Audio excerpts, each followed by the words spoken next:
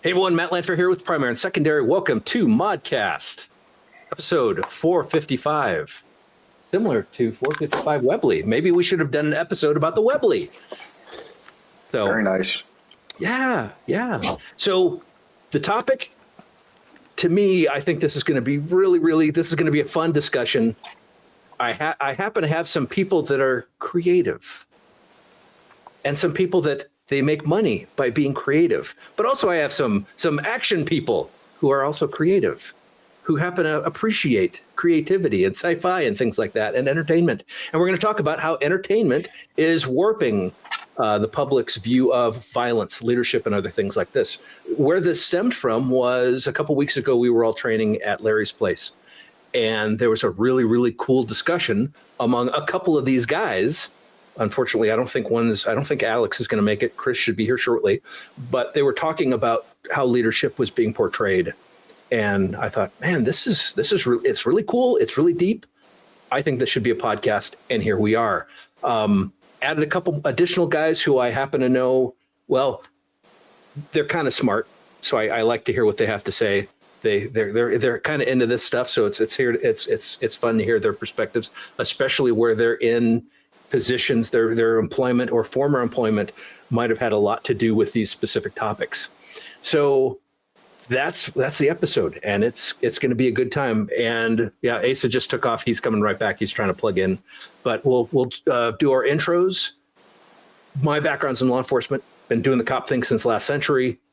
Been part of professional training since early 2000. Absolutely love doing this stuff.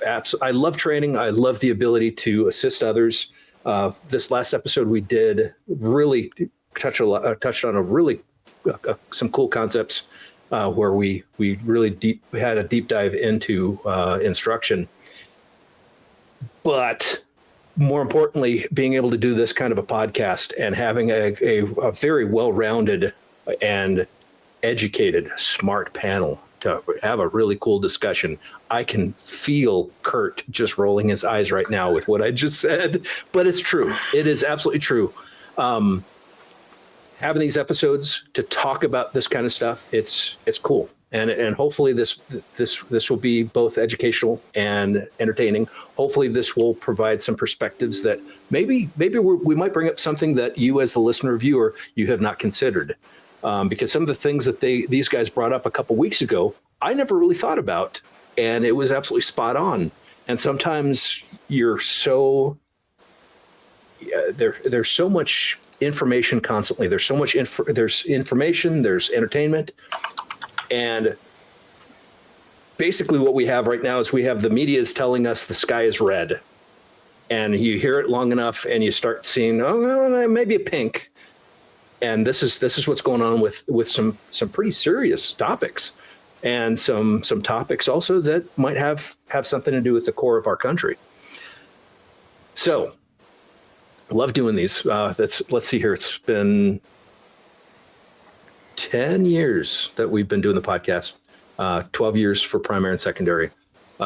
This is episode 455, and Let's see here who has been on I think Kurt. Kurt, you have been on the most, so we'll start with you with backgrounds. So I'm a retired Special Forces guy. I did 22 years in the Army.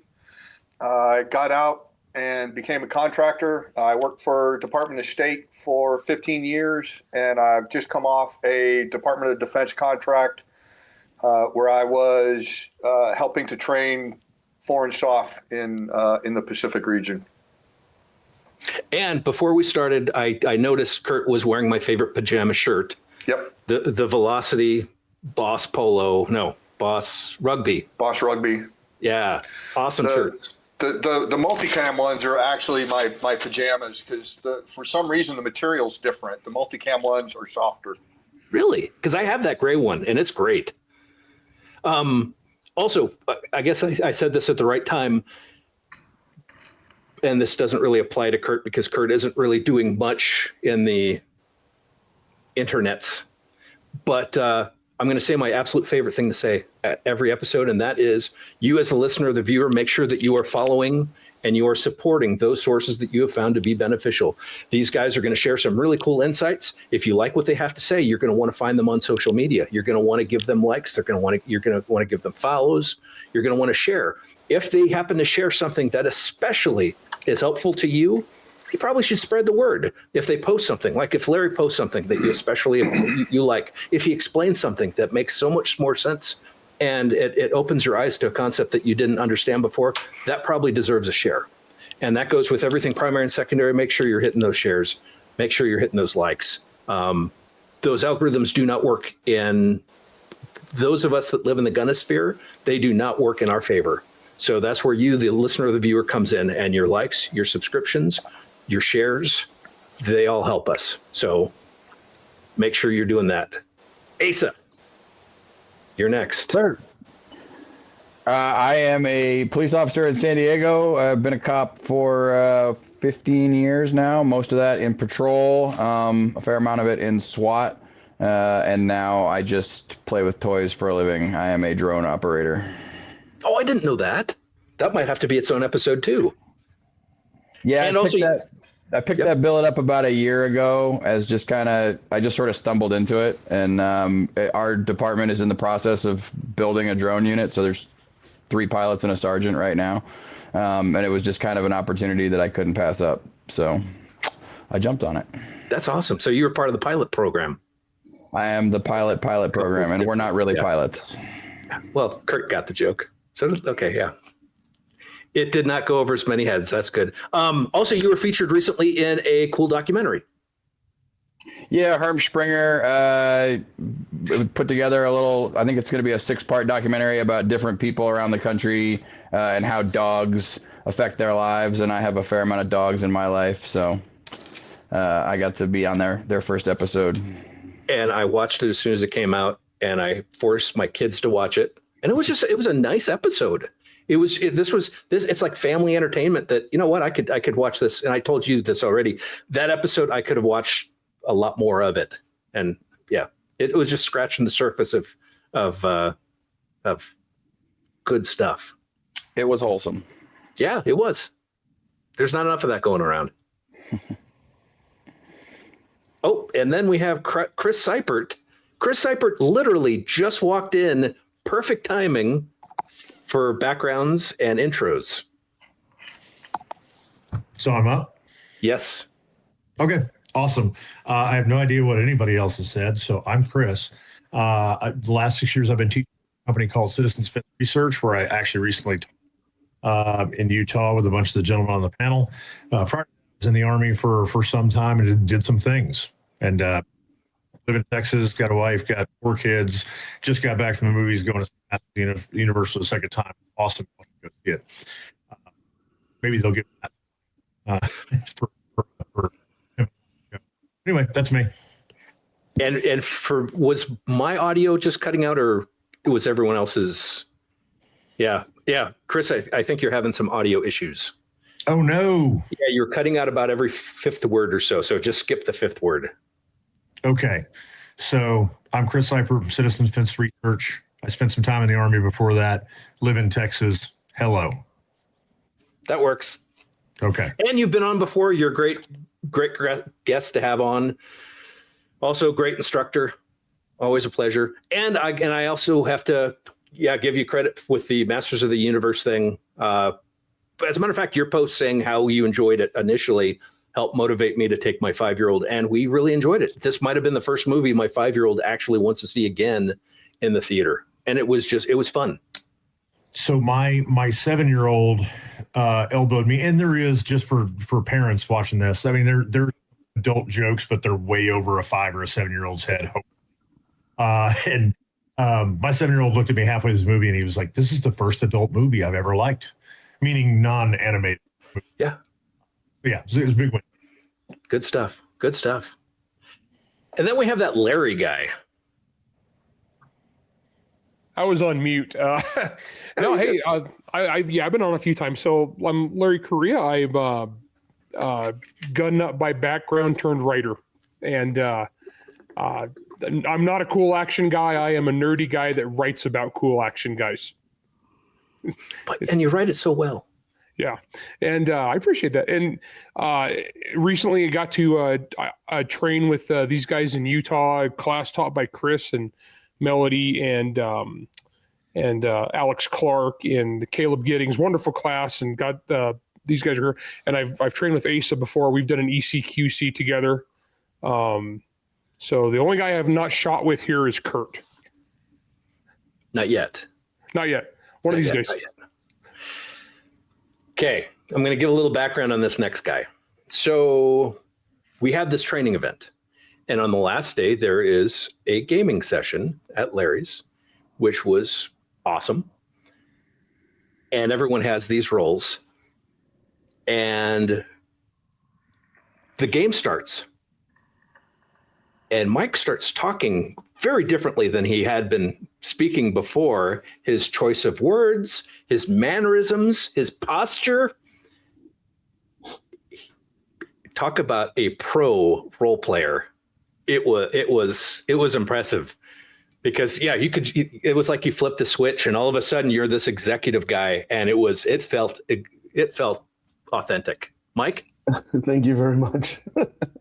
Mike Haspil. I'm a Air Force vet, but I say Air Force, but everything I did except ICBMs is Space Force now. It was like satellite command and control, space lift, stuff like that. I dabble in writing fiction. My debut novel, Graveyard Shift, is about an immortal pharaoh in modern day Miami pursuing a vampire conspiracy as an undercover cop. So it's it's ripped from the headlines, as it were. Yes.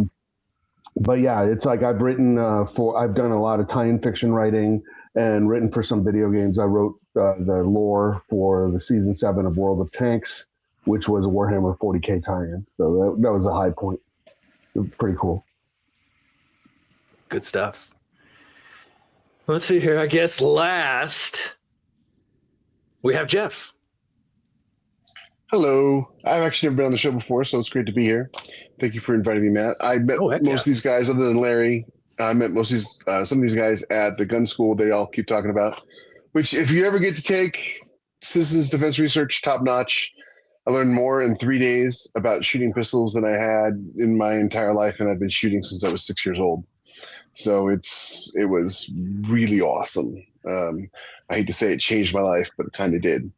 Also made my wife a gun nut, so that was always really cool. So now when we go to buy guns, I could be like, I get to buy a new gun, she gets a new gun. His and her guns. I am an author. My only real combat experience, so to speak, was I was in the Army 3 decades ago. And as I always like to tell people, you ever watch a military movie and there's the guy with the radio who gets shot? That was me. I was the guy with the radio. So I did a lot of my time in the Army was teaching people how to use the new SINGARs, which they don't have anymore. By the time, it was all Vietnam vets who had no idea what digital was. And so I spent a lot of time teaching people at Fort Lewis, 2nd Ranger Bat, how to use these digital radios that are, funny enough, 3 decades later, still more advanced than anything anybody else has, even though the Army doesn't even use them anymore. I am a science fiction author. I love science fiction. I grew up on Star Trek and everything sci-fi, the original Battlestar Galactica, you name it. Read everything I could get my hands on. Kind of grew up in a library in a small town on an island in the North Pacific. I wish it was the South Pacific, but it was just the North Pacific cold. And started writing about 8 years ago, seriously. And my debut military sci-fi novel was prestigiously lost in the Dragon Awards to David Weber and Timothy Zahn, which you can't really complain about that, so because I don't. And I've been compared to David, and Tom Clancy was a huge influence on me. So there's a lot of my writing has a lot of obvious Tom Clancy references in it in the way I write. And I love military sci-fi, so I write the hell out of it. So with that in mind, especially with the military angle, you specifically, Jeff, were part of this discussion talking about the way leadership is portrayed. I hope you remember it better than I do. So, Chris. No, I do remember it. We had a great lunch discussion. and we had a fantastic lunch. I remember the lunch specifically because it was so good. But yeah, no, we were talking about movies and TV shows and the way the terrible ways they portray leaders in heroes in general in movies and TV shows. One of the things that I loved He-Man. I really enjoyed it. Some of us have seen it, so I'll just use this as a reference. Had I written that movie, he wouldn't have been a derpy idiot through the whole movie. That was the only real character flaw of that movie was at no point did he show us any of the traits that he's supposed to have. And he conversely, the other thing that you'll see a lot, and this gets pointed out by other people more than me, is these idiot leaders who are worthless that nobody would follow anywhere, yet somehow, because the story demands it, people follow them. Chris? So, and by the way, Jeff, I actually left you a comment on Facebook following your review while I was in the movie theater. I thought about it. I really enjoyed that movie. So we were in and the reason initially I started, I believe, on the race. I think you're still cutting out. So have you got me now? I hope so. You sound good. How about now? Okay. So the conversation started out on the range during a break-in shooting. And incidentally, it actually started about football coaches. Jeff and I were talking. I was telling a story about a football coach who was acting very ridiculously in real life. And I'm like, well, you know where he learned that from? His football movies. And so I don't remember where I've heard this concept. And of course, the concept of art imitates life, imitates art is, millennia old. But De Niro and Pacino in the 70s, 60s and 70s went and studied mobsters. And then they made, The Godfather and Mean Streets and all these movies. But then mobsters grew up watching mob movies. And now, like Boston and Philadelphia and New York mobsters are imitating De Niro and Pacino. And in the same way, football coaches grew up watching football movies and like, oh, the football coaches yell all the time, so I'm going to yell all the time. And military leaders, like, it's pretty obvious generals grew up watching Patton. And we're not acting like Patton. We're acting like George C. Scott acting like Patton. And so, and we'll get more into it. We're going to have a long discussion. We got a lot of panelists, but one of the best examples I have of this as it relates to my military experience and like what actually works versus what like is sexy for movies is I was a huge fan of the novel, the historical fiction novel Gates of Fire by Stephen Pressfield. And then I heard they were talking about making it into a movie, and then they made The 300, which is based on a graphic novel. And if you're into it, it's great in a very different kind of way, but it basically shows two different, very, very different takes on what martial excellence looks like. And one of them is the movie version, the rah-rah stuff, and that's not the real version. And, but the reality is kind of boring, so we got to spice it up. But then you get the influence of those cultural totems from Apocalypse Now to, you name it, and people emulate that rather than really deliberately thinking about what works. And we had a whole discussion on that, which we'll deep dive on, I'm sure. But yeah, that was kind of the genesis to my recollection. Larry, your thoughts so far? Yeah, sorry, I keep going on mute because my dog's barking. Oh, no worries, no worries. No, I actually missed the discussion at the time, and so I'm a little. And you guys thought I was in the group chat and didn't add me until like Monday afternoon. They're like, oh crap, we forgot Larry, and I was like, oh wait, I'm going on a podcast. So I actually wasn't in any of the pre-talking about this. And during gun school, I was playing chauffeur mostly on my Polaris, moving people back and forth. So I missed a lot of the really cool discussions. That means this is going to be even better. Yeah, so I'm just learning as we go. But no, I've read about the thing that Chris has talked about with like the mafia movies. And it's actually, we saw the same thing in the 90s when like I think a lot of us are in our 40s and 50s, were the 90s movies with like gangster rap and the whole thing. It was once again that you had the real life version, then you had the Hollywoodized version, and then you had the the mutated version from that, and it's actually kind of a fascinating process. I'm looking forward to hearing you guys' takes on this. Asa, working for a larger agency, are you seeing that how much influence entertainment has on the structure or the leadership within your agency?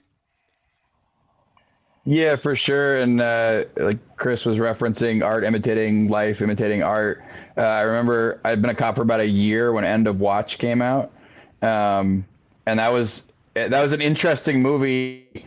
There are some things in it where I was like, man, they really captured the essence of what it's like to ride in a car with another guy for 10-hour shifts for 40 hours a week, like that camaraderie. They did a good job of capturing that. Some other stuff, they clearly were talking to one guy and they got his take, and that's what wound up in the movie, which is fine. It's his experience. But then it became something that, you know, you saw those cultural references as cops came in, got hired, went through the academy and came out. They had watched that movie and they were emulating some of the things they saw in that. So yeah, you see that pattern repeated.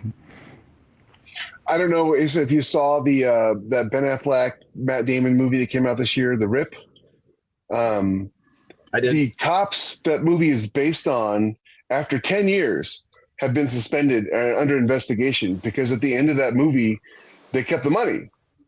But the real life cops didn't, according to them. And according to every investigation that they went through, the fact that one of them drives like a 15-year-old Honda should tell them that, you know, if they did keep it, they deserve it. But so yeah, that's kind of like this movie comes out and everybody's like, oh, these guys must be dirty because a movie says so. Yeah. Yeah, I mean, that's obviously, I got the privilege of being a cop in the last 15 years, and there have been some major cultural shifts in the last 15 years. And a lot of that has fed from what people see in movies. So that idea of, you know, the crooked cop or the bully policeman or even the tough guy cop, right? If you're a street cop, you must be a tough guy. And there's an element of that where that's useful. There's some nuance that gets lost in the cracks that's hard to put into a movie. It's not interesting. It's not fun. It's not interesting. Yeah. So you wind up with the stereotypes because they're more interesting. They're more entertaining. And also, Hollywood writers, it's a fairly insulated group with a pretty common background story that how much they really know about police or about military or about violence, leadership, any of those things is really, really limited. So because they have no personal experience, like I'm sure most of them have never sat down at a table with a policeman. Like Unless they wrote a movie. And sometimes you can see. Yeah, so they fall back on those tropes of the tough guy has to be a loud, obnoxious jerk. You know, violence has to look a certain way because they've got no experience with it. So how else could they write it?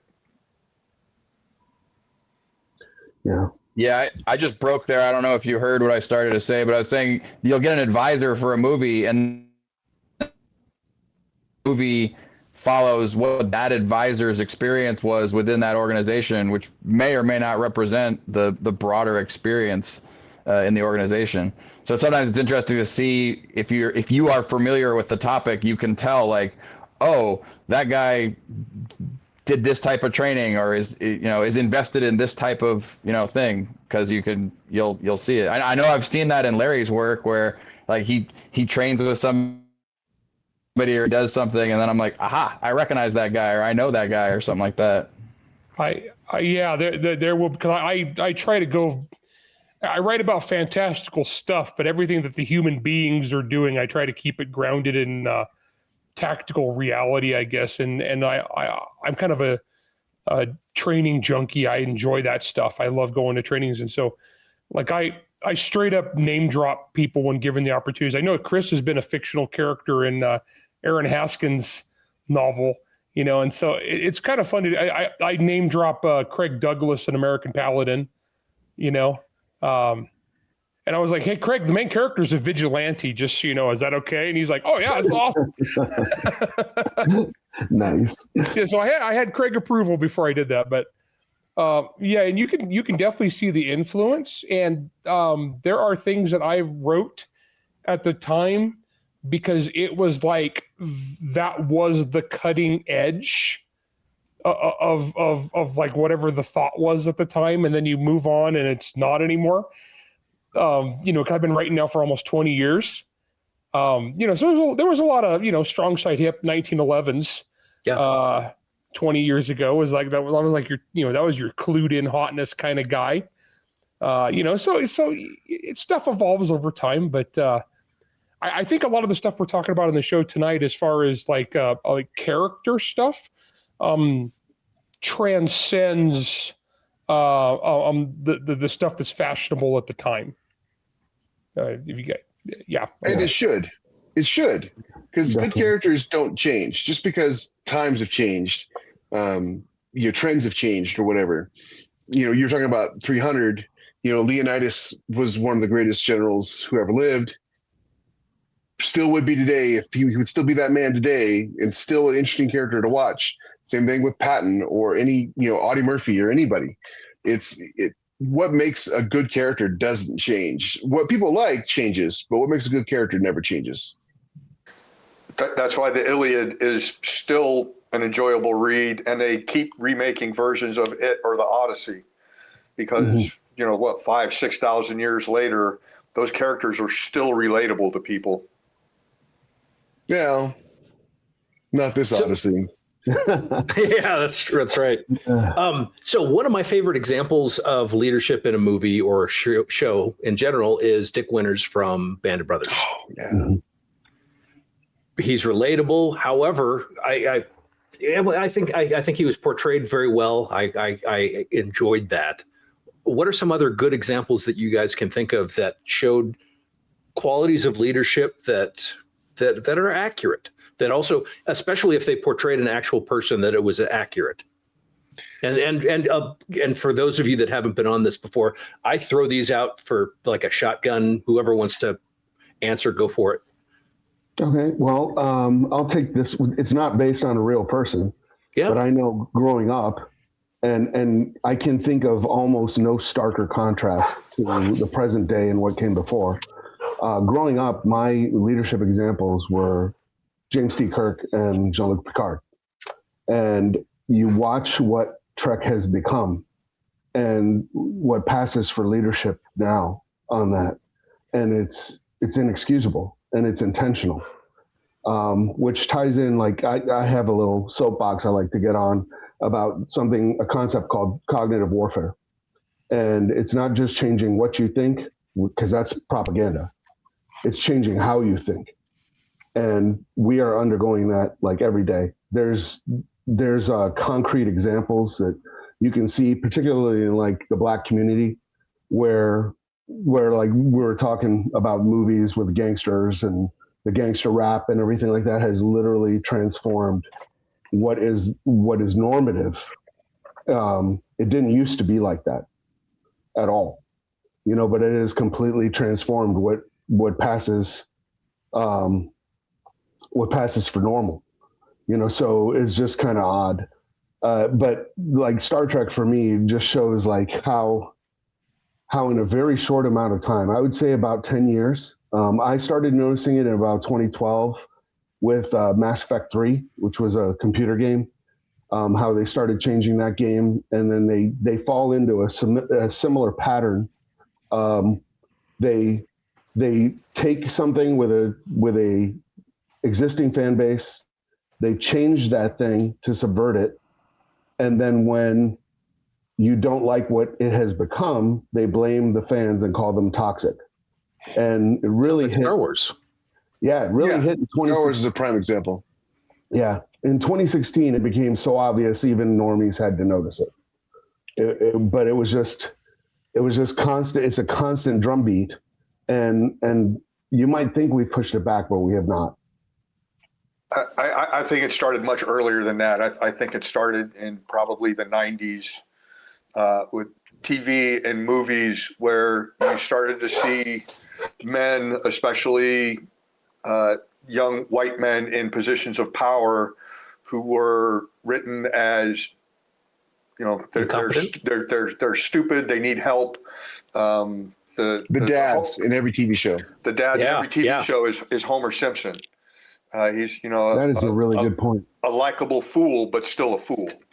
Yeah, my oldest kid is 25, and when she was little, we actually banned live action Disney shows in my house, because it was every single one. The dad was an inept dork that was, you know, just not respected at all, and the kids could just have their dumb adventures, and the parents were just like in the way. And my wife watched that actually and just got pissed off, and she's like, "Oh hell no, we're not watching this crap," and literally banned it from the house. And my kids turned out okay, so I think she was right. So, I have a pitch for a TV sitcom. I'm going to give my AirPods one more chance. If they cut out, let me know, and I'll ditch them for good. But my pitch for a sitcom. Okay. Now, I've been saying this for years, and now my references are probably a little dated. I could probably come up with better examples. But about 15, 20 years ago, when I first started, and you had like Kevin James was like King of Queens, and he's the buffoon, and his wife is pretty and smart. And, you know, and every show was like that. And I was like, I want to do a show where Brad Pitt is married to Melissa McCarthy. Of course, this was Melissa McCarthy back when she was a big girl. And all the jokes are just Brad Pitt attacking Melissa McCarthy's appearance and her intelligence. And I mean, do we have a hit on our hands? What do you think, guys? Is that going to? Well, when the guys do that, that's called being a villain. Oh, yeah, it would last about 5 minutes, maybe. I am one of my favorite authors, and who I've had the privilege of meeting and talking to at length, is David Weber, and he wrote the Honor Harrington series, which is like a masterclass in leadership. And early on, the main character says something very awesome that I have taken to heart since I first read the book in 1998, which is a good leader praises in public and reprimands in private. And David didn't come up with that. That's just was my first experience with it, because up until that point, all my experience with leadership was, besides one really good West Point officer I had when I was in the Army, the rest of it was milquetoast officers and, you know, NCOs who were on power trips, the occasional really good NCO.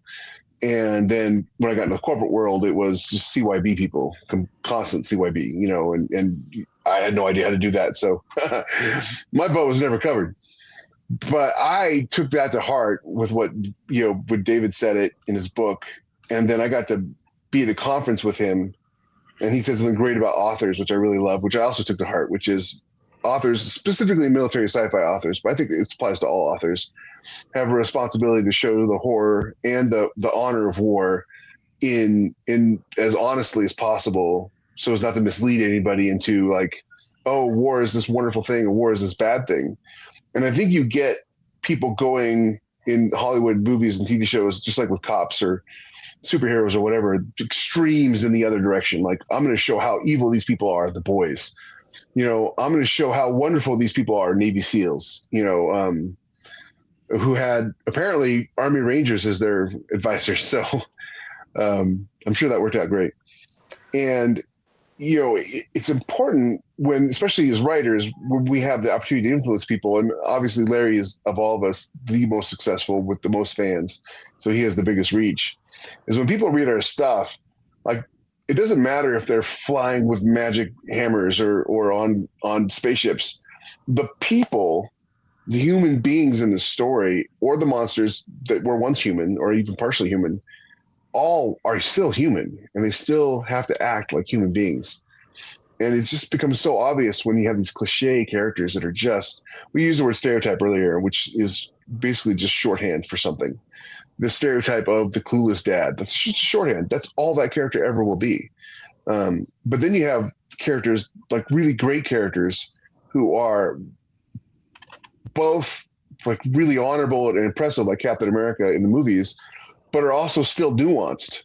He's still a very nuanced character without just being like a rah-rah, you know, I'm the best, I'm the greatest. And that's always been my goal, is to write that nuanced good guy, as opposed to the glorifying the evil villain guy like the boys or stupidly dumb hero like in He-Man. Though it was an excellent movie and I enjoyed it. Main character just drove me nuts. I think Chris has something for us. Matt, I think you're muted. No? I have a fictional leader that is the best example of real leadership and the mentality of real leaders of anything I've ever read in fiction. So Starship Troopers, written by Robert Heinlein. If you've seen the movie is actually great. Paul Verhoeven attempted to satirize the book, but did a bad job of it. And the movie's also not as good as. You're cutting out again, Chris. I'm sorry, buddy. Yeah. It worked temporarily. You still sound good. All right. How about now? Good. Yeah. Okay. So the movie's great, but it's got almost nothing to do with the book other than some character names and very broad plot points. The book Starship Troopers, if you are a leader, military, police, the corporate world, doesn't matter. I would recommend you read it. So in chapter 5, and sorry for spoilers, this book is like 80 years old now, so should have read it. 1959? 59, yep. And so, yeah, and dude envisioned night vision, thermals, exoskeletons, you name it. Dude was brilliant.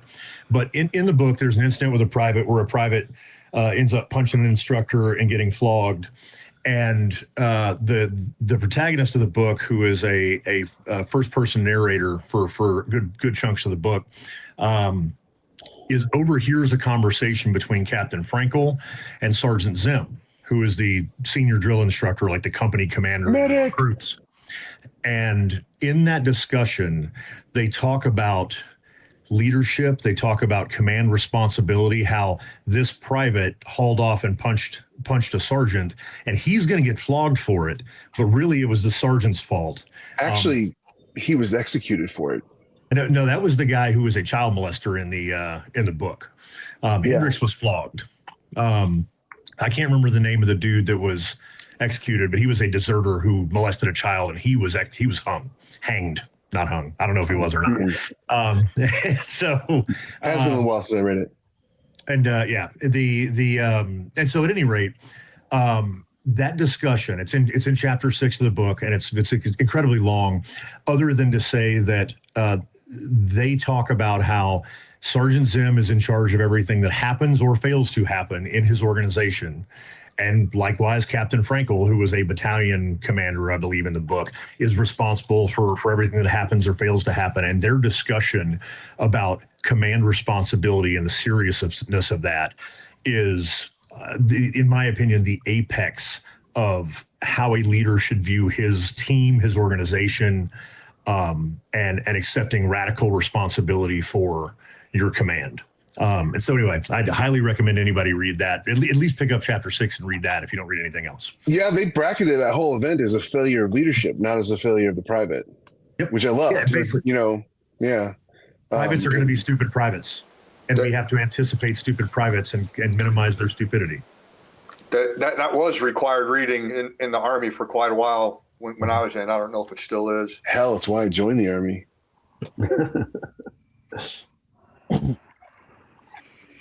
So, yeah, Chris, go ahead. Yeah, along those lines, I can think of, there's like a really good example. Again, I'm going to go to Star Trek. It has such a vast amount of material.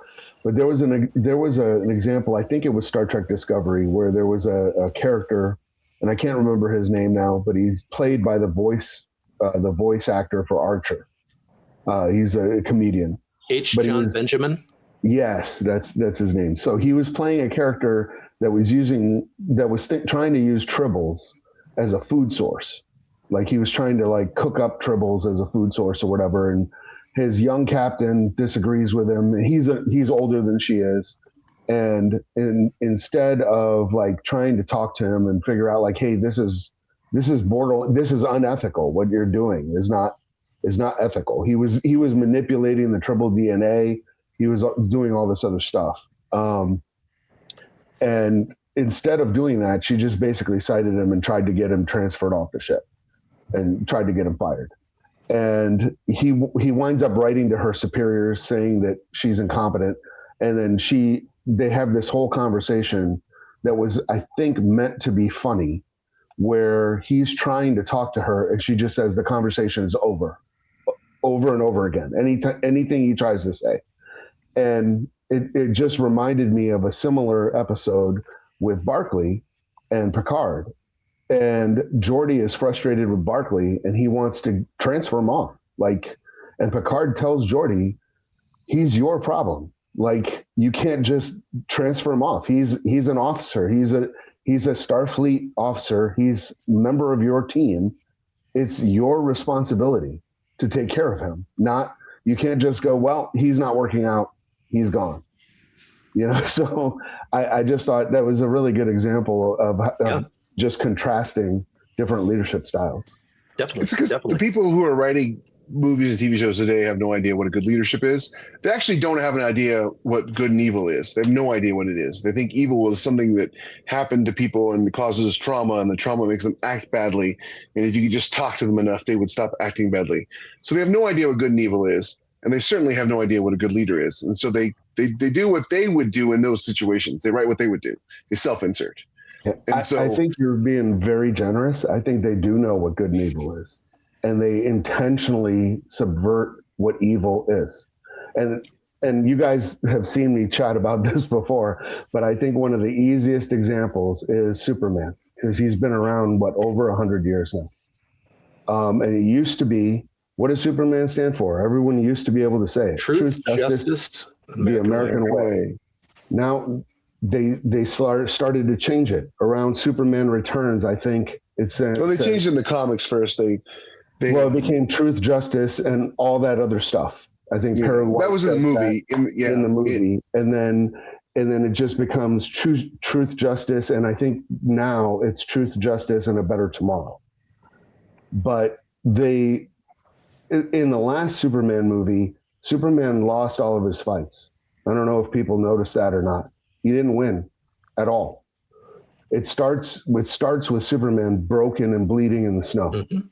That's the first image. And yeah, it's jarring, it's shocking because you're expecting Superman to be, but that movie is not a Superman movie. It's really a Mr. Terrific movie, which is fine. But they sold it as a Superman movie. And then when you see Lex Luthor, Lex isn't on his own with a bunch of dumb sycophants around him. He's got people cheering. He's got a whole team behind him cheering. So then you can easily see that movie from Lex Luthor's point of view and just go, okay, well, when you set up a paragon like Superman or Captain America or something, then you have something to hold, you have an ideal to hold other people against.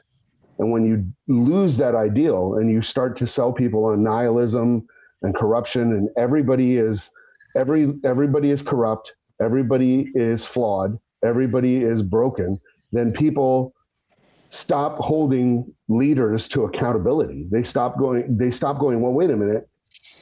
He stands for truth, justice, and the American way. And if he doesn't, then he's the bad guy. But they stop doing that. So now when people go to real life leaders who are corrupt and compromised, and they don't hold them to ideals, and they don't choose the better leader, they just choose the leader they think will hurt them the least. And that's been going on for a while now, and we get the leaders we deserve. But that's not by accident. I think they do know what evil is, and they're selling it. I remember George Carlin said something once about how he was on a talk show and someone was making fun of him for believing in these vast conspiracies. And he said, it doesn't have to be a conspiracy where they get together and make their evil plots. These people all go to the same schools. They all attend the same meetings. They all go to the same country club. You know, they don't have to have special meetings to bring the downfall of America. They're already doing it. They're already there. That absolutely exists. Really good way to tell when that is going on is instead of arguing with you, right? Instead of saying, no, like my character, like in Breaking Bad, obviously he's a complete villain and we're rooting for him and everything. No one's saying go out and do what Walter White was doing, right? We know he's evil. We know he's terrible. nobody really argues or blames the fans for Breaking Bad. You never hear anything about that because they go, no, they can argue the story point with you, right? But when they can't, when they're pushing an agenda, it goes directly to ad hominems. Oh, you're a racist, you're a fascist, you're a misogynist. You know, it's not that race sucks as a character, it's that you don't like women. That was me checking off the list of all the things I've been called. Yeah. Well, it was interesting. There was an interview with what's this, Bryan Cranston, and he was talking about, someone was saying how, man, they hate Skylar. I think Skylar was the wife, right? And they hate her. Well, wait a minute. She's a victim of all this. He's the bad guy. And yeah, I agree with him on that. Yeah, Walter White is the bad guy here. Kurt? So if they know what evil is and they're writing the characters as evil on purpose, that leads to the question of why. Why would they do so? I think they're trying to change society for the work for their what they see. I think there's also a lot of foreign actors involved, a lot of foreign money that goes untalked about. But I think a lot of this stuff, like if and this is not directly tied to like Hollywood or stuff like that, but if you look at all the bot farm influences that have been going on, you know, particularly. This is around 2016 again when I became really aware of it. They saw an increase in divisiveness, right? And social media, of course, rewards this because people don't. If you post a positive comment, most people don't go back and check on it. But if you post a negative comment, you will go back and see what people responded to. And it ups the engagement, and the algorithm encourages that. So they started seeing foreign bots, coming into social media and posting positions and then immediately arguing with it and just going down. And the other day on YouTube, I actually saw this. It was kind of funny. There were two bots arguing with one another. And you could tell because about 5 comments in, the AI bot kind of malfunctioned and it posted the prompt. Yep. But the bot responded to it as if it had posted something else. And they kept going back and forth. So it's just like most of the divisiveness you read, I like to think this anyway, because I like to give humanity the benefit of the doubt. But most of the divisive comments I read, I just assume it's a bot. Bots. Yeah. To answer your question, Kurt, I'll tell you what the goal is here. So you have two kinds of bad guys, so to speak, and this is great in movies because this is a perfect example in movies. You have the antagonist, which we'll use Superman as an example. Lex Luthor is the antagonist, and then you have the obstacle, and the obstacle was Bizarro and all of Lex's minions, right? They are what you could call true believers, right? They believe in a person or an ideal. They don't believe in themselves or in an external moral code. They believe in, I'm going to be powerful and I'm going to change the world, or this person is powerful and they're going to change the world. I'm going to ride along with it. They're not necessarily, I'm going to disagree with Mike here a little bit. They're not necessarily evil by choice. They're evil through ignorance. It doesn't really matter because the end result is the same. But the person in charge is evil by choice because they want one of two things, and it hasn't changed in 10,000 years of writing: money and power. And they think if they can change society in a certain way, that when it all shakes out, they'll be on top. What they don't realize is, and Larry has got a really awesome blog post about this that I just love. For them, all this stuff is a slider. It's all these sliders that they're doing. And they're, like, oh, we'll push people here and we'll destroy this icon here and we'll wipe out Star Trek because all those people who thought that they were Star Trek fans, they're not really Star Trek fans. Oh, we'll kill off Superman. We'll make him bad. We'll do all these things until people have no heroes left and they'll have to come to us. And what they don't realize is for the other side, it is not a slider. It is a switch. And at some point, that switch gets flipped and those people aren't going to be in charge anymore because they're not going to be alive. And the more they push society toward this sort of chaotic, crumbling, everything is burning and everything is your fault personally because you're a bad person because you don't believe what I believe, this 1984 crap, then, that gives them more money and power. And that's what it's always been about. It's always about money and power. We just used to have people who also wrote movies and TV shows and books that were moral. J.R. Tolkien, one of the most ironic things I've ever heard spoken by a human being was that fat guy, George Martin, and I can call him fat because I'm fat, saying that Tolkien didn't really know what he was talking about because he wanted to hear about Aragorn's tax codes and blah, blah, blah. And I'm like, bitch, he fought in the Somme, the bloodiest, deadliest battle of World War I, and that dude was there. You draft dodged in Vietnam. Who do you think knows more about human nature and fighting and warfare, Tolkien or Martin? And Martin's a prime example of this. He writes horrible people doing horrible things to other horrible people.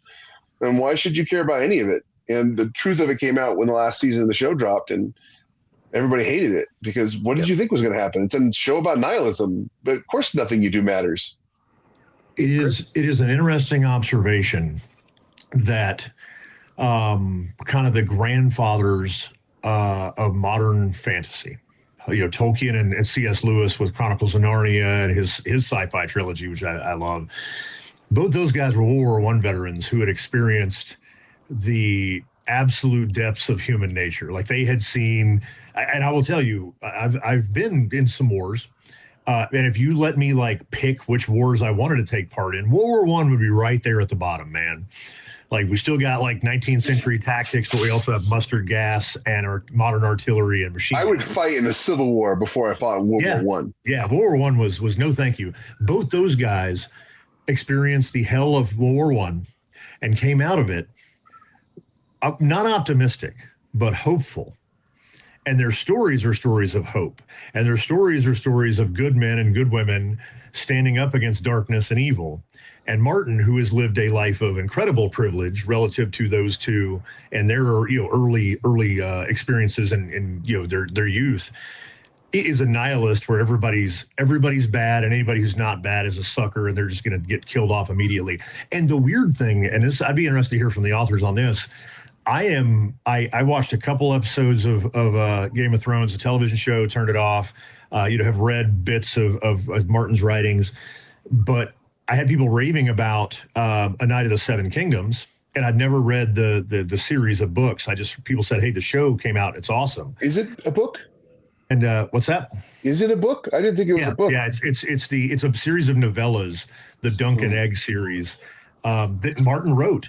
And watching that, it was so radically different than anything from Game of Thrones and from the House of the Dragon. I can't believe that Martin wrote it because you have a likable protagonist who's not the smartest or the best, but he's a good dude trying to do the right thing. You've got multiple likable characters. You've got people to root for. And I'm like, did this same guy write this? And that blows my mind that Martin was able to channel classic storytelling. And it's like, dude, you need to, at this point, I don't think he's going to do much of anything, but you need to do more of this because this is what the world needs now. Anyway, yeah, pretty wild. I could do an hour-long podcast just talking trash about George on a personal level. Because, he doesn't like me and I don't like him. So, I don't know. Part of this too is behind the scenes in the publishing industry. I've been doing this for a long time now. I got started in mainstream publishing in 2009, and a couple years into that, I was doing the schmoozy thing in Manhattan. With the big Manhattan publishing people, they would send me back there, and they'd be the dinner parties and all that jazz. So I got to meet a lot of these people. And one of the things I came away with was that they were completely detached from reality. And they exist in their own kind of little bubble world. They all went to college together. They all go to the same dinner parties, as like you're saying about the same country club. And it was a very feminized kind of thing. It was overwhelmingly female. At the time, it was probably 80-something% female, and that's now like 90 plus something. And so that's part of the philosophical difference is a male and female one. The male side of the equation was completely blocked out, but the other side was politically, they were absolutely in lockstep, 100% unison. I've told this story before, just how out of touch these people were. I was at a big Manhattan publishing thing one time, and people, guys at parties where people were like in big groups and they're having conversations, right? And I think I was like literally the only Republican in the room of 100 people. Like, I'm not exaggerating. If there was somebody else, they were keeping it on the down low. And but I was a wild red stater, and I honestly had like a group of people around me like I was a zoo animal asking me questions. And at some point, I just quipped, Chris, Mike, Jeff, and Matt, you guys have been to my house. You know where I live. And I made some comment about there's more cows where I live than people. And this one lady gets all surprised. And she's like, oh, my gosh, you have more cows than people? Really? I'm like, yeah. She's like, well, how does their waste get to the sewer system? And I actually short-circuited for a minute. There are toilets out there, duh. I was like, the poop goes on the ground. And she's like, but what I'm saying is like a big chunk of our entertainment industry, and Hollywood's the same way. And I've dealt with Hollywood people some too. And they're kind of a similar mindset and a similar culture. These are the most provincial people you've ever seen. So like we talk about like good versus evil, and I think that's part of it because their moral compass is a windsock. It's completely detached from us. But part of it too is they're provincial. So their understanding of leadership and challenge and struggle and the human condition is so inbred. They're not well-traveled people. Like they've not seen the world. I mean, we're here and we've all got different backgrounds and we've all done different things and had different experiences. And that's pretty normal with any of our group. If you go to gun school, if you go to any gun class from a high-end professional firearms instructor with a bunch of hardcore, like serious students, there's going to be more life experiences from those 10 or 12 people on that range than there would be at that dinner party with 100 Manhattanites. We talk about leadership. I'm not going to name this particular author because I hate the guy. But I know some of you guys will recognize the name. But he is an author who came up about the same time I did.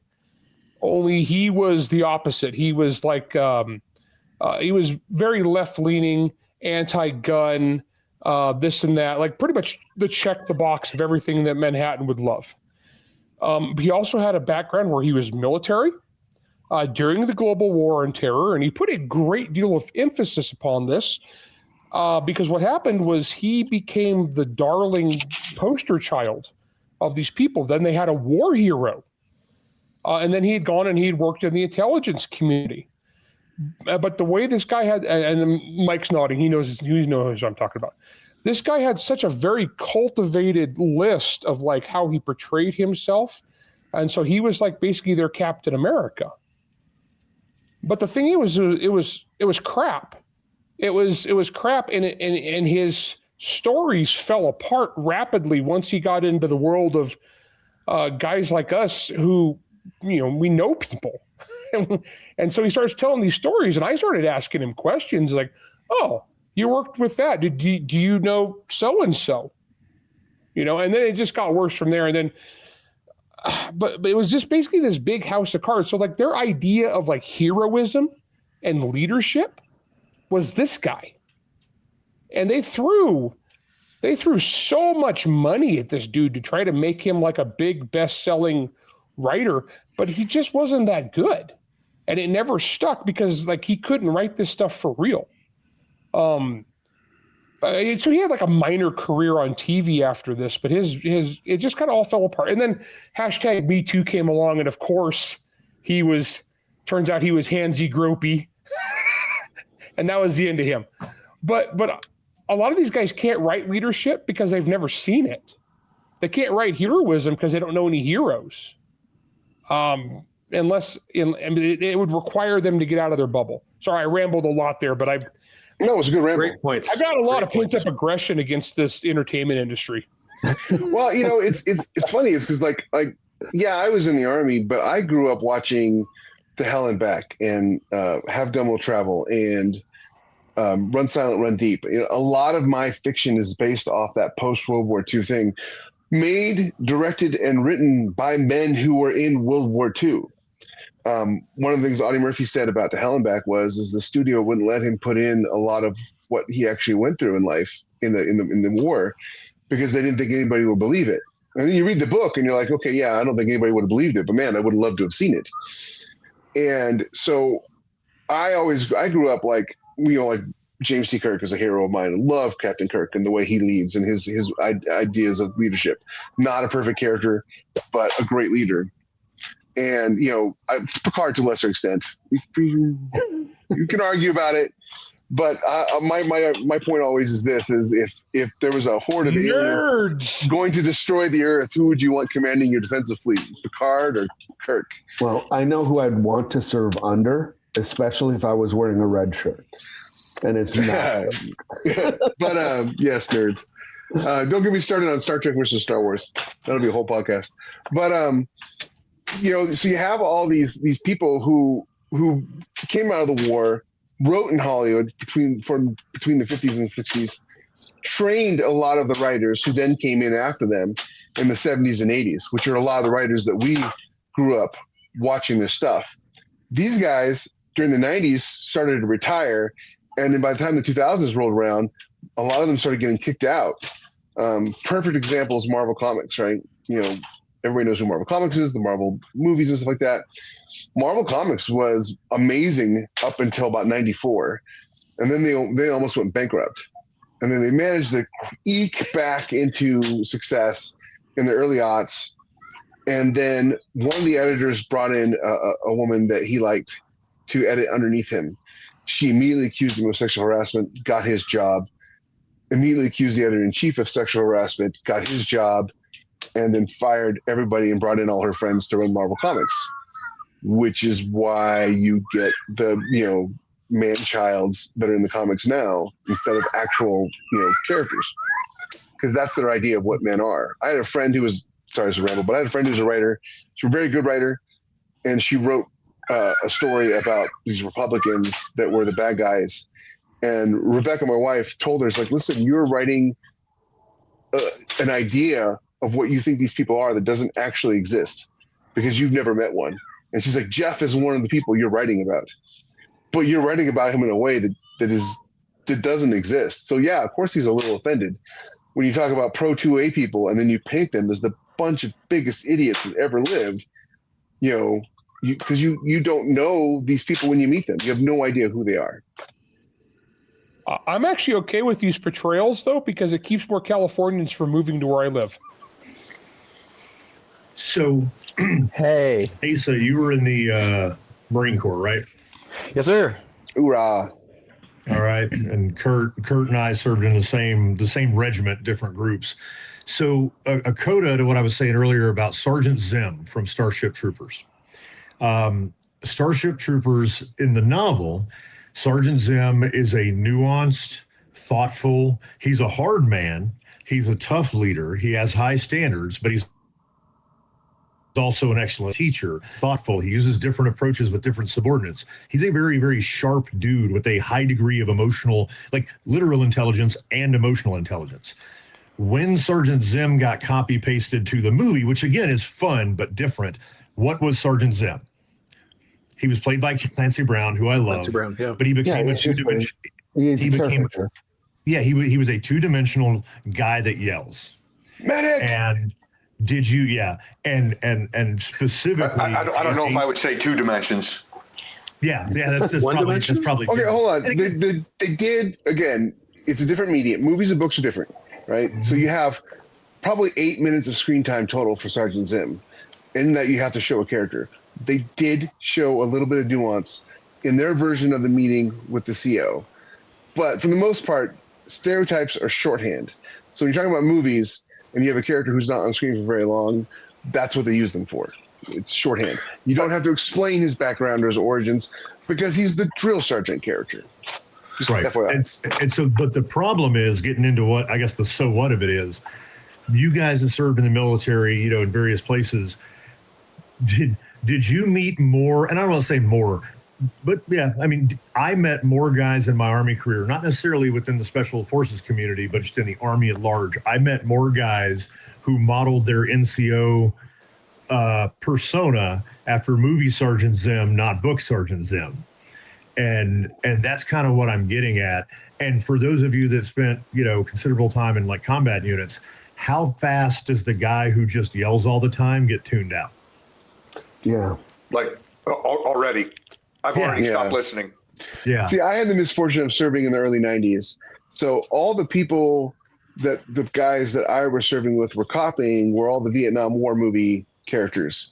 Barnes. And they were all like, if you believed Hollywood, you would think, one, we lost Vietnam horribly, and we lost it because all the soldiers were evil baby killers or, crazy maniacs.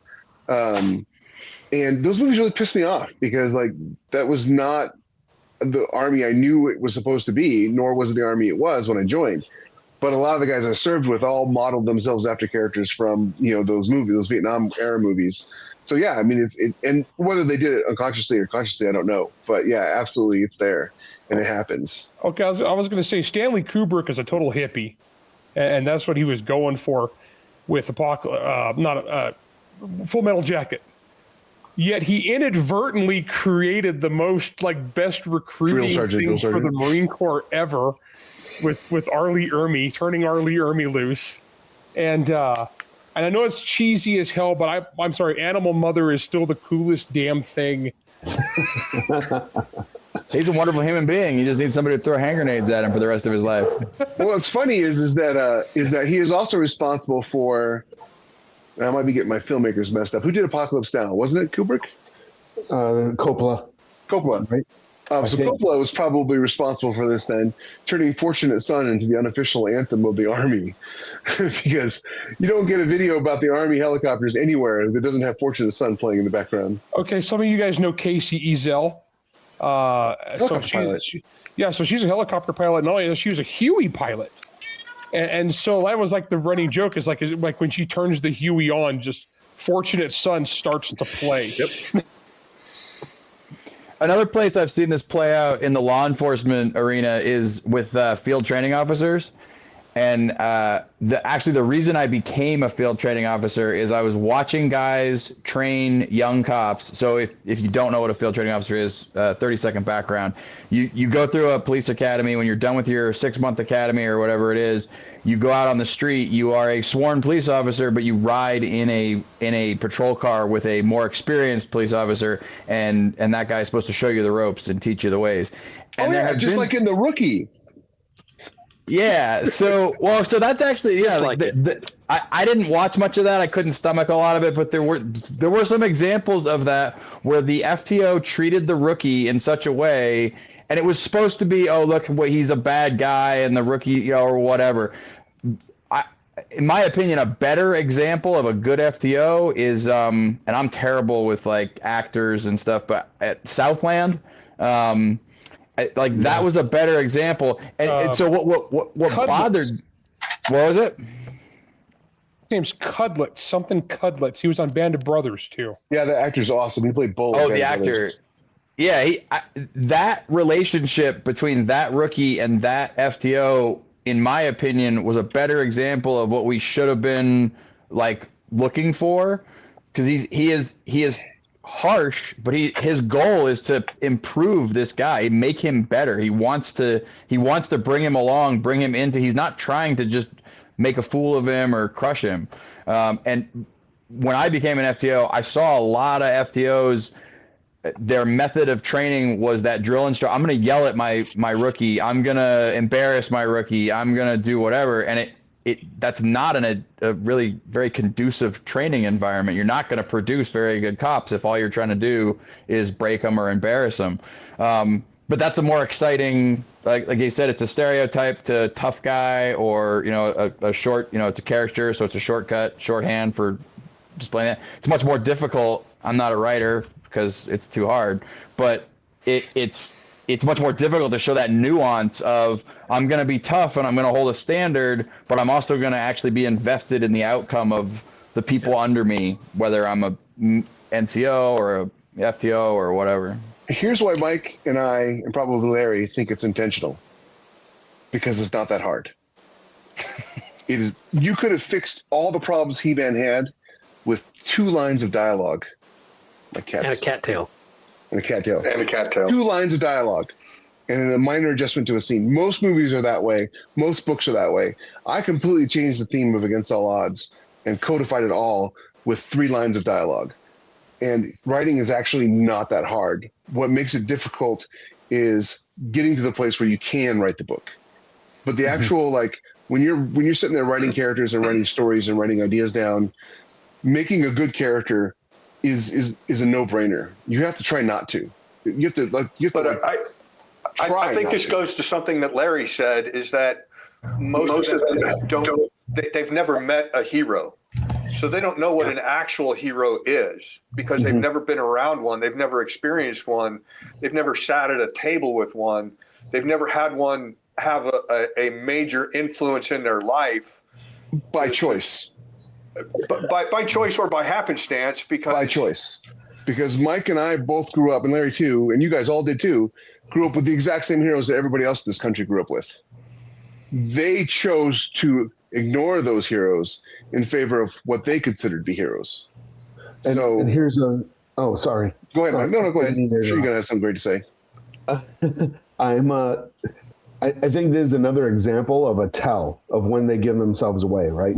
It's before people were trying to be storytellers. They were trying to tell a story, right? So I have something to tell. It's about a farm boy who's going to become a Jedi warrior or whatever. It's a story I want to tell.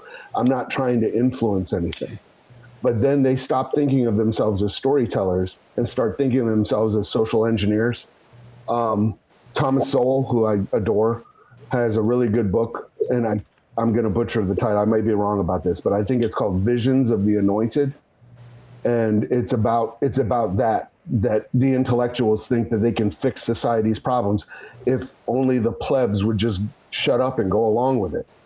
And so they want to change things. The easiest way to change things is to take something that already has a fan base, and this is the tell. When you hear them say, and use it as a platform, that phrase, when they say, and use it as a platform for something else, they are putting a virus. If you think of stories and storytelling as like code for the human mind, they're inserting a virus into the code, and they are messing with you. And they will say, I don't remember the guy's name because I hate him with a passion of 1,000 burning suns. It's the guy who took over Star Trek. Kurtzman. Which one? Kurtzman. He says those exact words. We came in, it's not so much about creating Star Trek, it's about using it as a platform. He deliberately says that. You can look up the quote. And he knew what original Star Trek was, because all the things in the new movies that are from the original Star Trek, the iconography, the names, the ranks, the names of the ships, all that was him. Yeah. That's how he got the job. He was the Star Trek nerd on the set for the new movies. And you see it with other stuff. Yeah. With Star Wars, you now see you see Kathleen Kennedy come out. She's messaging immediately, right? It's not about, hey, we're making new Star Wars. It's the Force is female. And then, of course, if I say Acolyte, that's not really what Star Wars is about, oh, well, you just don't like women in movies. It's like, excuse me? Like, I grew up on Ripley. I mean, yes. It's like Mila Jovovich made an entire career of running around killing zombies. It's like I watched all those movies, Sarah Connor, all that stuff. And it's just like, no, you guys are just doing it wrong. But and this is the part that irks me the most. It's people that should know better. Kathleen Kennedy was in the industry for decades. He's got a great track record before Star Wars. Yes. Made a ton of hits. Well, and this is why I say it's intentional, right? And then a lot of people will be like, don't mistake. What is the phrase? Don't confuse. Hanlon's Ranger. Never attribute to malice that which can be adequately described to incompetence or stupidity. Yeah, and I'm sure that's true in a general sense. But I have a better one. The outcome is the intention. The outcome is the intention. And when the outcome happens that way, that means it's malice, not incompetence. Because there are some things you can't write by accident.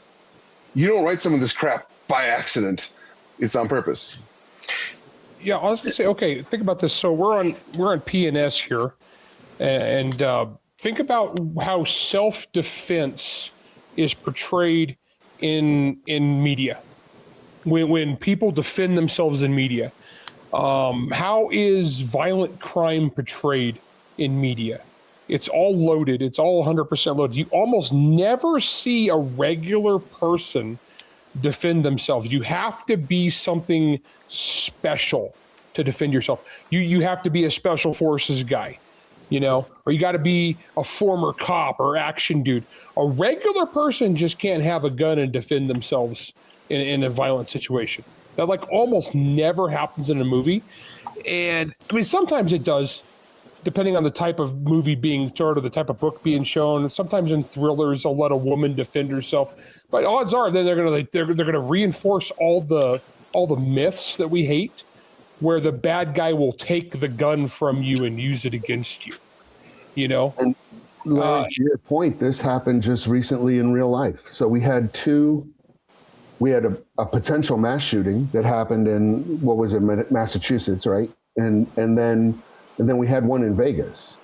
And in both times, they reported a citizen responding as one was a Marine Corps veteran, and they hammered that. They never said that he was a regular guy.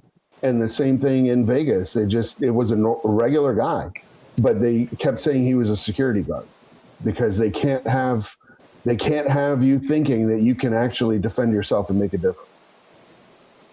Yeah, I don't think I've ever seen just a private citizen use a CCW for defense in a movie. I can't think of one. Going back to The Rookie, there's an episode which makes me I only see these in clips because I cannot stand the clips that I see, so I can't watch the show. But there's an episode where there's a bank robbery, and this private citizen in the bank robbery has a silver-plated, Smith & Wesson 44 Magnum slung on his hip underneath his jacket. And as soon as the robbery starts, he whips it out, and he's like, "Freeze!" And he does the whole classic, like he's fencing with a sword. And of course, forgive me, Asa, I don't mean this generally, but of the show, this idiot cop on the show is like, whenever what does she say? Whenever a good guy with a gun is on scene, more people are going to get killed than would have otherwise. I mean, as Larry knows, statistically, that is a lie. That's not an accident. It's just not an accident. It's on purpose. I actually, Kurt, I do have one example in a movie, and it's actually a movie that I love, of two different private citizens using guns to defend themselves, sort of. There's a Taylor Sheridan written movie. He may have also directed it, called Hell or High Water. Yeah. And in in the very first bank holdup, there's the guy that runs out after they leave, because he's like, you got a gun? He's like, hell yeah, I got a gun. And then after they leave, he runs out and recklessly starts shooting into their back windshield. So he's kind of an idiot. And then later this movie's old enough, in the climax where it all goes wrong, where does it start to go wrong? A private citizen in the bank in the middle of the holdup pulls out a gun and starts shooting, and then people start dying everywhere, and that private citizen starts a bloodbath. And Taylor Sheridan, who lives, right down the road from me here in Texas, and is a pretty conservative dude, as Hollywood types go, still made a movie where every private citizen made a mess of everything. And if I ever run into him in town, we're going to talk about it. I thought you were going to say the bank robbers were the private citizens with guns. Also technically true. Don't piss. Try to sell him on one of my books first. Yes. And if it doesn't go well, then because like I would love a Taylor Sheridan version of American Paladin. Okay, so man, I'm always seeing casting calls for they want cowboys for extras, and I can do pretty good cowboy, and they also want like extras that are special operators for, I guess, Lioness, like that they film in this area also, and I could probably pull that off. So one of these days, maybe I'll just show up with my kit. You should. Linus would be great. Hey, when you do that, let the three of us know, and we will send a stack of books for you just leave around just the writers area. Yeah. I just need one famous person to take a bath while reading Against All Odds, and I'll be good. You need to just get Sydney Sweeney in the bathtub reading Against All Odds, and you're set. I'll let y'all know if I can hook that up. That's a tall order. Yeah, I mean, think about it though. Like it's so rigged. And books are the same way too, because like the whole editor relationship thing. And we could all tell stories getting off way into the political weeds of guys that we know who've gone through regular publishing where their careers got trounced because they put something in the book that caused butthurt amongst the editorial staff that's all, inbred provincials. Yeah, like I'm pretty hard pressed to think of like scenes where like the stuff that we take for granted in our world as being portrayed as normal and good. Well, it's the same thing too with like how are religious people portrayed in fiction. It's we talk about like leadership and courage. Boy, if you are a person of faith, especially Christian, yeah, you are pretty hard pressed to get a positive. I mean, there are some. To be fair, there are some, but overwhelmingly the people that make this stuff aren't wired that way to understand it or appreciate it. We're all raving lunatics. I was watching The Last of Us season 1. I'd never played the game, just I heard it was good. We started watching it, and we came up to the episode where they ran into like a community that was run by this pastor. And I was like, and at first it looked like they were friendly people that were helpful. And I was like, oh, they're going to be absolutely evil. Guess what? I just knew. I was like, oh, hey, they're Christians. Yep, they're going to be evil. They're going to be frauds. They're going to be murderers. And every time, man. I think if they were Mormons, they'd be prepared. Just saying. Nobody wants to write about Mormons in the end of the world. Well, they're not Christians, so. But they would make us super freaking weird, and all the women would be in their butter churning dresses with bonnets. Yeah. Instead of the reality, instead of the reality, which would be is we'd have a really cool compound that was very well defended and extremely well organized and well fed. The best example of religion in any TV show or movie I've ever seen is the season 1 of Daredevil on Netflix. He has a Catholic, and Matt's Catholic, so it was like a huge part of the show. They couldn't just ignore it, and so somebody did their research, and his visits with the Catholic priest was just top notch. It felt respectful. It felt like somebody who actually was religious had written this, or at least read it before it went to show. Most times you get some raving lunatic with their hands at the sky, shouting out Jesus's name while people are shooting at them because they're trying to survive or whatever. And it just, it is so bad. Steven Spielberg just said today about his new movie that he's really going to shock Christians with the idea that God doesn't exist on other planets. And pretty much 100% of the responses are like, well, clearly you don't know any Mormons. Worlds without end. Anyways, but yeah, so pick any specialty that you, the viewer here, are knowledgeable about. Anything. Aircraft mechanics, how tires are made. Watch a movie about it. See how horribly inaccurate it is. And then know that it is that way for everything. Under Siege. This ties into one of the things I adore called the Gell-Mann amnesia effect. And I'll just give a quick summary if you've never heard of it before. But essentially, you're reading the newspaper or magazine or watching a movie about something you're an expert in. And then you go, wow, they got this completely wrong and it is just terrible and nothing in this article is correct. Then you turn the page and it's written by the same person in the same magazine, but now it's about the conflict in Syria, which you know nothing about. And you start reading and you believe what's on the page, even though it was literally written by the same person who didn't know anything the page before. Okay, you guys know the Ben Affleck movie, The Accountant? Yeah. Yes. Okay, so I'm a former accountant, right? I'm a former auditor. And I watched that with my buddy Steve Diamond, another writer who was also former accountant. You guys know Steve. Steve. I will say this. The gunfighting and kung fu scenes of The Accountant are the most accurate, far more realistic than the accounting scenes in The Accountant. And you saw the gunfight scenes in The Accountant. This is not a particularly realistic movie, but the accounting scenes are just like he goes all beautiful mind and he's writing Sharpie on the glass, and then he comes down to the thing and it's like the most obvious kind of fraud we learn about like in the second day of auditing class in college. And it was just funny as hell. Yeah, so that was definitely a Gelman amnesia effect thing there. So Jeff brought up Daredevil, and I would like to touch on something else that absolutely drives me insane. And this goes back decades upon decades upon decades, back to I forget what the code was, but it was like the comic book code where they couldn't. The Comic Book Code Authority. Yeah, where like suddenly Steve Rogers couldn't get the super soldier serum. It had to be Vita Rays because you couldn't show him injecting stuff. It was very, very silly. But okay, I'm going to lay one on y'all. And I don't want to turn this into a Batman debate, but every dude that the Joker has killed since the first time that Batman passed up the opportunity to just kill the Joker is on Batman. Oh, yeah. And like this idea. So right now, Invincible, the cartoon, on Amazon Prime, whatever, I initially loved it, but now we're what, 4 seasons in or whatever it is.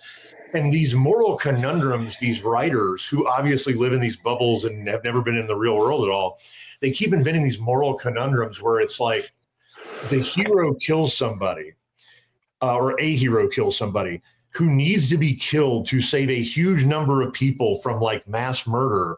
And then they present the aftermath as like, what has he done? This is morally great. I'm like, no, it's not. No, it's not. If a dude's got his thumb on the button and is going to kill millions, you shoot that guy in the face. And there is no moral conundrum. The only righteous and moral course of action is to kill that guy and save innocence. And yet it's like, and I think it's probably, and authors can speak to it more. It's like the Han shot first thing. Hey man, if somebody's holding me at gunpoint, I'm not going to wait for them to shoot. I'm going to shoot them in the face. That's the moral course of action.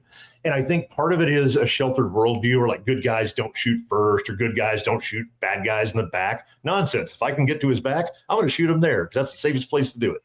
And also it's just manufactured narrative tension in the story. And it's like, no, man, there is zero like, oh, Han shot first. Yeah. And that's what anyone should do. That's what if Jesus himself were not like, already committed to self-sacrifice, like Jesus would be like, yeah, man. I think the Dalai Lama famously was like, if somebody's shooting at you with a gun, it would be moral and proper to shoot back at them with your own gun. That's the Dalai Lama. Okay. And the problem is they take the comic book world and then they apply real world ethics and morality to just part of it and keep this superhero in the comic book world of moral and ethics. In the original Batman comics, Joker never killed anybody. And therefore, Batman was justified in not killing Joker and just having him get sent to Arkham every time. It wasn't until the Killing Joke that they started having Joker kill people all the time. But they maintained Batman's I don't kill people thing. Because they wanted Joker to be evil and bad and be taken seriously. But they wanted Batman to maintain his moral code of non-violence, but non-murder, non-killing or whatever. And it's stupid. You can't do that. Either the whole thing has to be in comic book morality or none of it has to be. And when none of it is, you get the Punisher, which is awesome. I know one of the guys who created him, awesome dude. He just released a book in his own vigilante book series that he writes. I suck at names on the spot. Mike Help me Barron. out, Larry. Mike Barron. Mike Barron's writing a comic book for me right now. Yeah, Mike is amazing writer, and everything you think you know about the Punisher is something he helped create, not the original creator who created him as an assassin. So the best way I can describe this is like you have 2 different kinds of superheroes: the kinds of superheroes who have the power to stop people from being killed, and the kinds of superheroes who don't. And the kinds of superheroes who don't have every moral right to kill people, to stop them from killing other people. The kinds of superheroes that do, like Superman, can't kill people because it becomes too easy, morally speaking, it becomes too easy to start killing all the people. And they explore that in comic books, which is great. They have the bad Superman in comic books. Michael, do you remember the name of the series? Injustice. Injustice, where Lex Luthor murders Metropolis and Lois Lane. Along with Joker. The Joker does it, and so Superman just lobotomizes him on the spot, and then just starts killing everybody who was a bad guy. And eventually, the bad guy becomes the person who jaywalks. So you have those two sort of places, and you can't mix them. It's like mixing science fiction and fantasy. It doesn't really work, and you've got to stay in your lane. But modern writers want the edgy, moral gray areas that they love so much. Where all the heroes are bad, the boys, and all the bad guys are just misunderstood or traumatized. I'll just say on that respect, if you want to tell that kind of story, that's fine, but start with your thing. Don't take Batman or Superman and don't take an existing thing and warp it. Nobody would watch or read it. I watched season 1 of The Boys and I gave up. I found it kind of be grim and nihilistic and kind of depressing. So it wasn't my thing, but it was its own thing. So, I mean, Grant Morrison made it was Grant Morrison, right? Or whoever made it. He made his grim, dark superheroes, his ironic superheroes, but it was his thing. So it's his to destroy, I've written for other universes. I've written for other people's IPs. And one of the things I've always tried to do is be respectful to the source material, and to try to keep it in the spirit of what that universe is. After I'm dead, I'm sure someone's going to take one of my things and just totally gay it up. Okay. I mean, we know it's going to happen if I sell any of this stuff to a major studio or whatever. But I think as being a creator, you can tell what kind of story you want to tell. I'm not telling anybody not to tell their kind of story, but I think you got to be. It's one thing to experiment with your own stuff that you own, but I think a lot of the stuff that's cultural touchstone stuff. I mean, it is on you to make it. It's like Mike keeps bringing up the stupidification of Star Trek. Yeah, that's like a kick in the balls on a personal level for a lot of people that grew up on this stuff. But we're not real fans. Well, yeah. What's interesting too is that there was an episode, I don't remember the name of it. I think it might have been either called The First Duty or something like that. It was about Wesley being part of an aerial demo team, a cadet aerial demo team at the academy, and there's an accident that happens because they were performing a forbidden maneuver, and they all so they all kind of lock together and lie about it.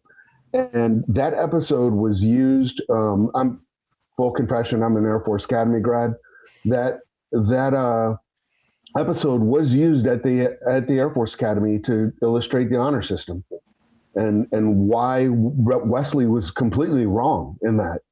And then you see that's the show Starfleet Academy could have been, and instead it was like Melrose Space or whatever. It was just terrible. Starfleet 90210.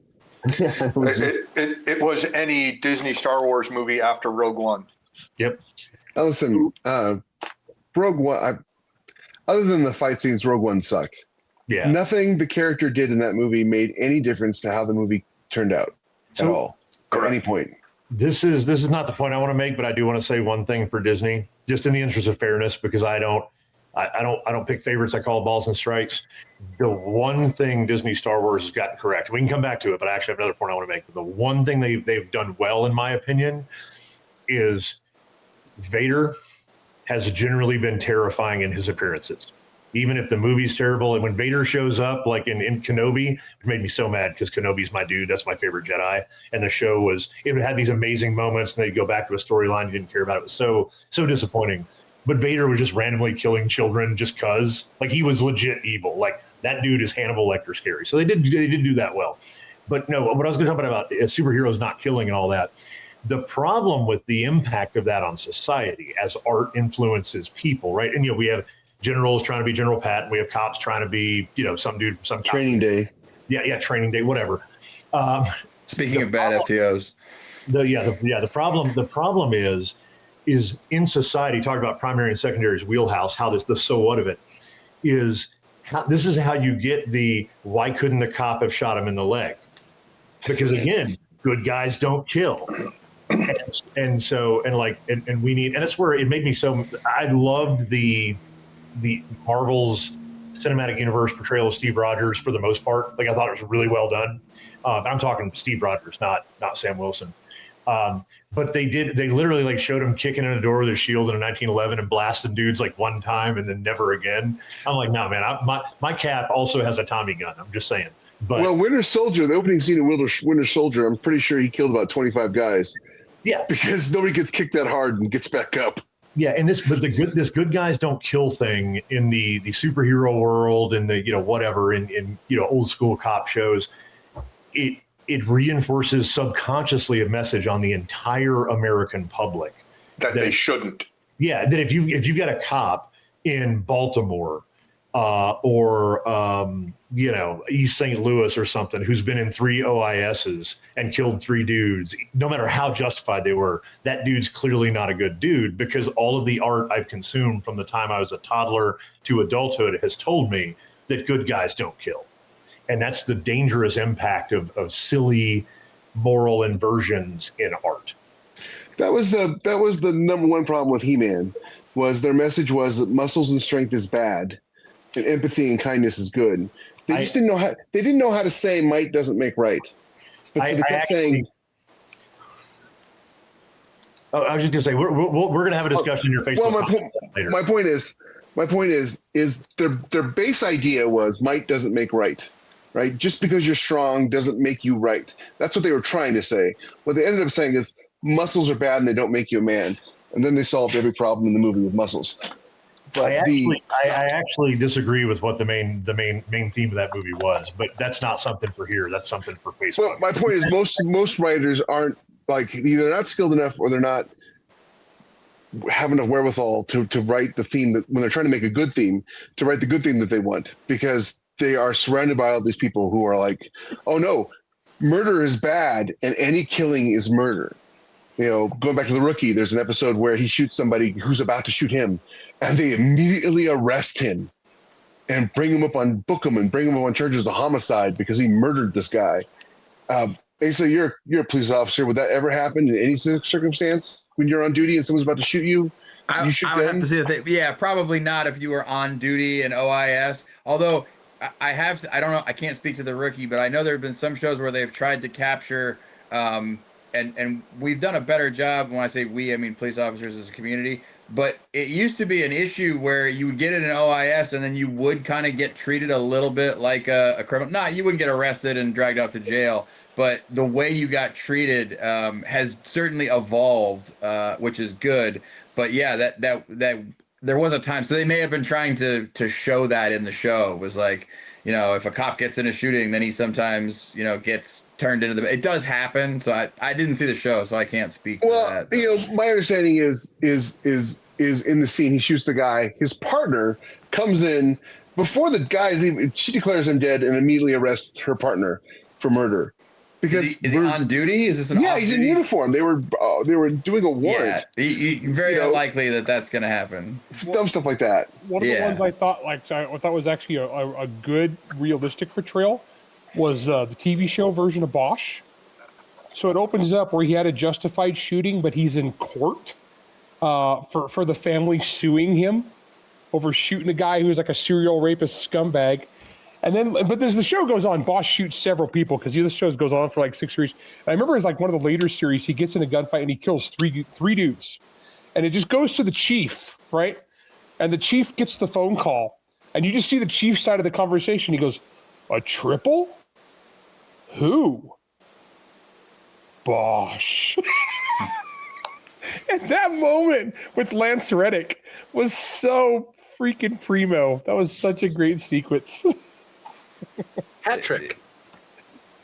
We were talking about Daredevil earlier, and Chris was talking about the way you portray violence, and then our culture sort of absorbs that as a thing. And something that struck me when I was watching Daredevil, which I enjoyed, was the amount of violence that guy laid into people. That is felony level violence. That is like that is attempted murder. You're beating them with billy clubs. Like, he didn't kill anybody because of luck. I was going to say, Daredevil doesn't kill people, but he will whip a guy in the head with a chain and throw him down 4 flights of stairs.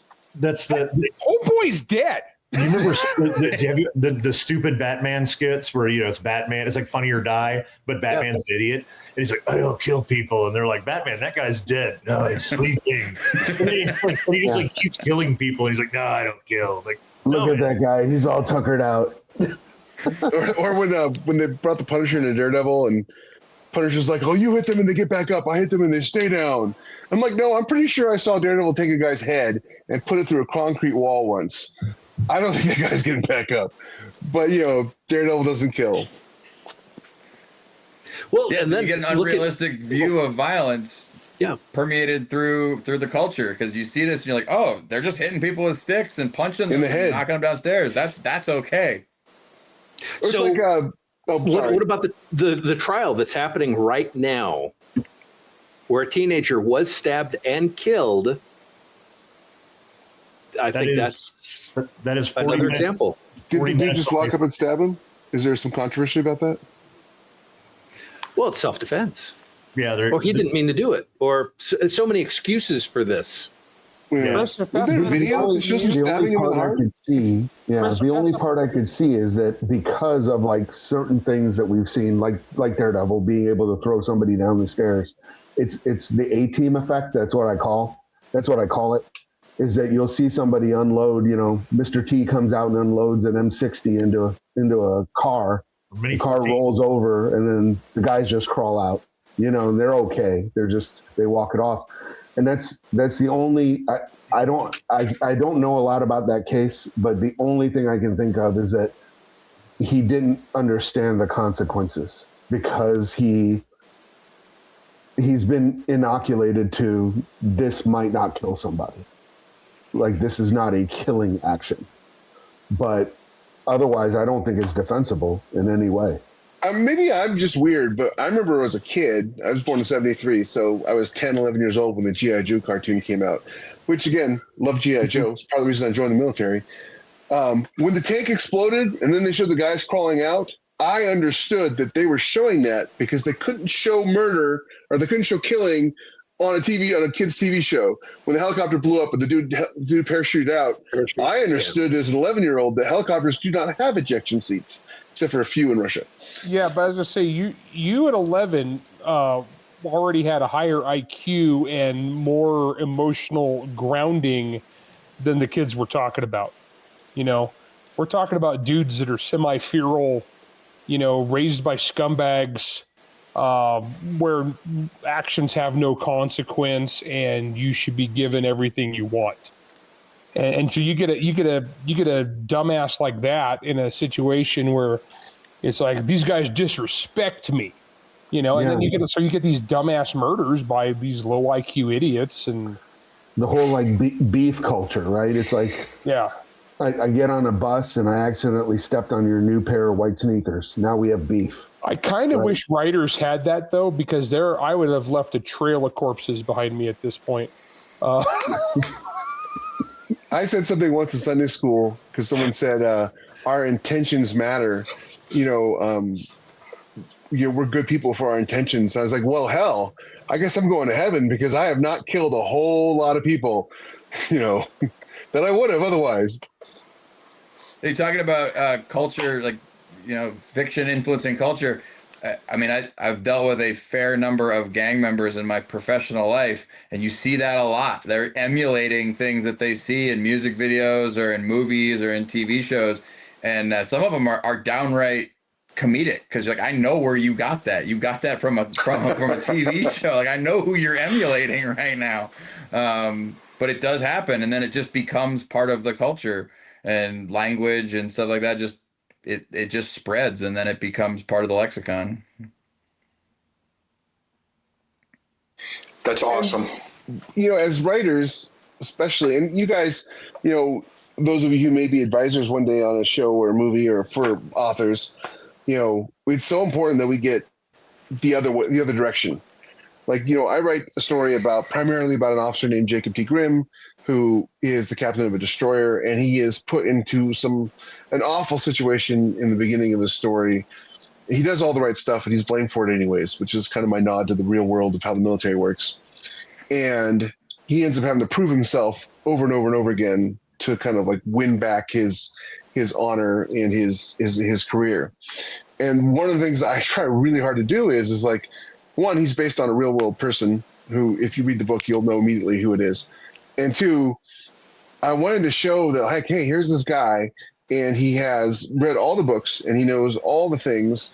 He's tactically incredibly sound, has awesome strategies, knows how people operate, treats people the right way. So when someone reads that, the best compliment I ever had was an Army officer I knew read that and said, that was the kind of officer I always wanted to be. And it was like, this is great. Cannot fight his way out of a paper bag. First time he gets into a fight in the real world, he gets his nose broken, and he can't shoot for crap because that's not what officers of ships do. It's like that meme with the Navy guy shooting with the scope backwards. That's not their job. It's this NCO's job who handed him the rifle. So, it's important for us to write these heroes in a way that people can emulate and look up to and say, like, hey, okay, instead of me trying to emulate, Denzel Washington from Training Day, let me emulate Denzel Washington from Man on Fire or from Equalizer. Much better characters. Yeah, I was gonna say Equalizer. Don't do Man on Fire. That yeah. Good character, but you will go to jail or die. Yeah. Well, I was gonna say. I wish I had more time. It was a great movie. Don't get me wrong, fantastic movie. But as far as emulating that dude needs some help. So the Jeff has just hit on for those involved in the arts that are watching this as it relates to influencing culture. And I'm a history major. In my free time, I substitute teach at my local high school. I may actually become a full-time history teacher one of these days. And if you look at like education, for example, in the early 20th century, America was having a huge influx of immigrants from Europe. And I mean, there was people getting off the boat and then going straight to, World War I, that kind of thing. And so the education system was built around, hey, we've got to get these people assimilated. And there was a concerted effort to we got to get these folks assimilated and on Team America and patriotic Americans, fast. And so that's where you kind of had the version of history we taught in public schools was skewed to the rainbows and unicorns, and America's always been the good guy and always done right, never done anything wrong. Then obviously, we've referenced it, the pendulum swing, about 50 years later, where it became the postmodernist, America's always the bad guy, always has nefarious. And it would be really cool if we could just find that middle ground. Well, in art, I must have been in the middle ground because I was never taught either of those things. Yeah. And so with art, there are aspirational, there's aspirationalism and there's realism. And the example, and Jeff and I were talking about this at the class at Larry's place, where I was like, it's interesting because, in recent modern history, we had postmodernism where everything was grim, dark, and every detective has a heroin addiction and skeletons in his closet. There are no good guys. And in the early MCU, the first 5 years of the MCU, my anecdotal experience was that by far, Tony Stark, Robert Downey Jr.'s Tony Stark was the most popular Avenger. Because, man, he drinks, he womanizes, he cracks jokes. He's like me. He's got all these flaws and imperfections. And there's a place for that in art, to be sure. Realistic depictions of Playboy billionaires. Got no problem with it. But then people would be talking about Steve Rogers, who was my childhood, one of my big three. My big three were Optimus Prime, Steve Rogers, and Flint from G.I. Joe. And so, yeah, I dug the beret, man. And then later I went out and went to selection just so I could, look like Flint. But people are like, oh, Steve Rogers is boring. Captain America's boring. He's just so perfect. And it's like, look, man, there's a place for both within our kind of our cultural pantheon of art. Because we do need aspirational heroes. We need those dudes. For you law enforcement guys, I'm a huge Robert Duvall fan, but I've never seen Colors. But Robert Duvall's character in Colors, I guess, is awesome. And I've talked to so many people. Yeah, who were like, yeah, man, that guy was the dude, or and it could be whatever. We need aspirational characters, and I think what's cool about the MCU, and I think America as a culture is getting sick of the ironic, sarcastic, cynical, nihilistic thing that we've been doing for so long. Because by the time you got to Endgame and kind of the end of what should have been the end of the MCU's arc, they should have hung it up for a little bit.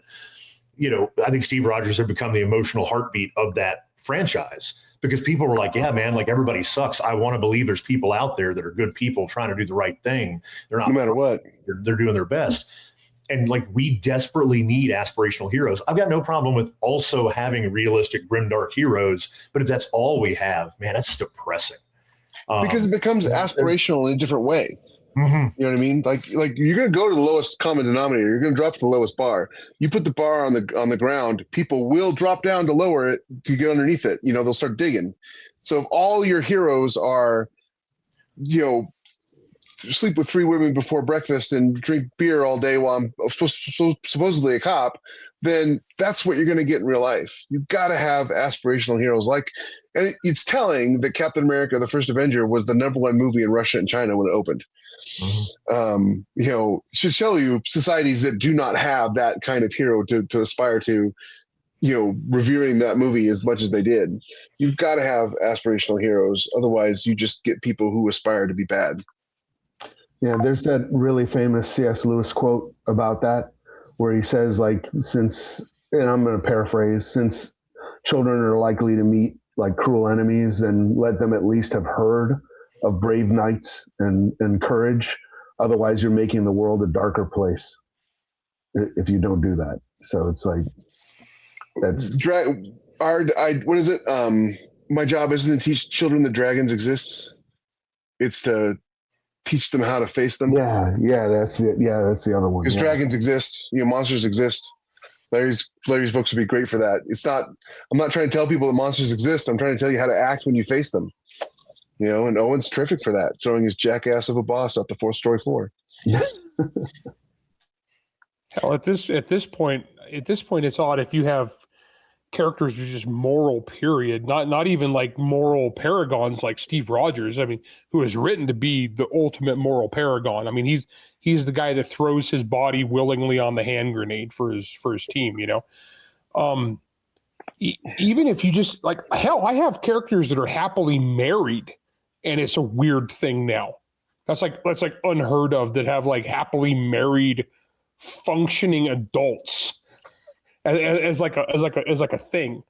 And I don't know. I think that I don't want to get all well, we have a calling or we have a platform. You know what I mean? Because we don't. It's our job. We're just entertainers. We're just here to make people happy. We're here to brighten people's day and to, cheer people up. But I think if we could do that in a way that's morally responsible, and then uplifting. Don't get me wrong. I write about violent, horrible shit, right? And dark stuff. But I mean, I just finished a vigilante novel. Okay, the opening line is about getting pulled over for speeding with a dead pedophile on the back of the truck. It's like I'm writing about horrible, bad stuff. But if I could do some things, if I could sneak some goodness in there, where the good guys win, and there's right and wrong, and good and evil is punished, and good people struggle and overcome challenges and adversity, and triumph of the human spirit, then by golly, I'm going to do it. And I'm going to have fun with it. And I think that all of us have, in our own way, we can do these little things to have good leaders and good heroes and not tear down society. I like society. I want it to stick around. I like Western civilization. Oh, boo. So I just looked up, somebody mentioned Vietnam movies earlier, right? And I grew up with the Vietnam movie. It was like Platoon, everybody's high and fragging each other. Do you guys remember Casualties of War, the Michael? Yeah. It was that was a really hard movie. Well, just out of curiosity, I looked it up because a kind of forgotten movie in America's kind of broader cultural consciousness. I'm sure a lot of you guys probably enjoyed it, but Mel Gibson made a movie called We Were Soldiers, based on the first battle he had. That movie is brutal. And it has 63% on Rotten Tomatoes, which is barely fresh. But here's the reason. It's a bunch of patriotic Americans who care about each other, going into harm's way and doing the best they can. And the movie shows the home front and what the wives go through. Nobody's smoking pot. Nobody's fragging each other. Nobody's covering up illegal killings or massacring civilians. And for whatever reason, that just doesn't resonate with people. And I think that goes to the broken nature of human beings in general. Critics. Yeah. It doesn't resonate with critics. Yeah, but like, I mean, but it's true. If you talk about great Vietnam War movies, people will bring up Apocalypse Now. They will bring up Platoon. Usually the first two you're going to hit here.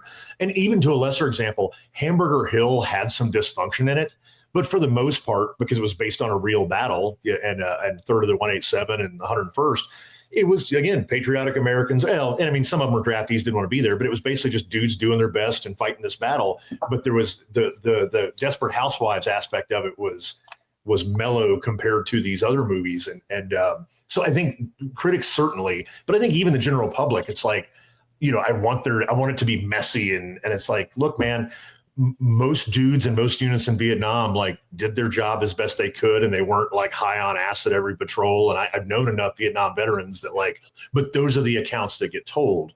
And the cop movies where there's like corruption and you got Serpico going. I know Serpico is based on a true story, but like, yeah, man, I don't know what it is, but it's super depressing. And like, I don't want to have a Pollyanna-ish view of America and American culture and American cops and American soldiers, but I also don't want to have a version. I don't want the cultural narrative to be The Boys and and Training Day and stuff like that either. Like there's a middle ground we got to find, because we're demoralizing the younger generations. I think that are the cops of the future that we're going to need, that are the soldiers of the future they're going to need. We just celebrated D-Day, and there could come a day where we need 100,000 young men from America to hit a beach or parachute into enemy occupied territory. And if they've been raised on Alonzo from Training Day and Barnes from Platoon, they may not be super, or Sean Penn's character from Casualties of War, they may not be too, is America really worth fighting for? Is my community really worth risking myself to protect?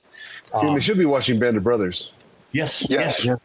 Band of Brothers is. You just said like a word I keyed on, demoralizing the next generation.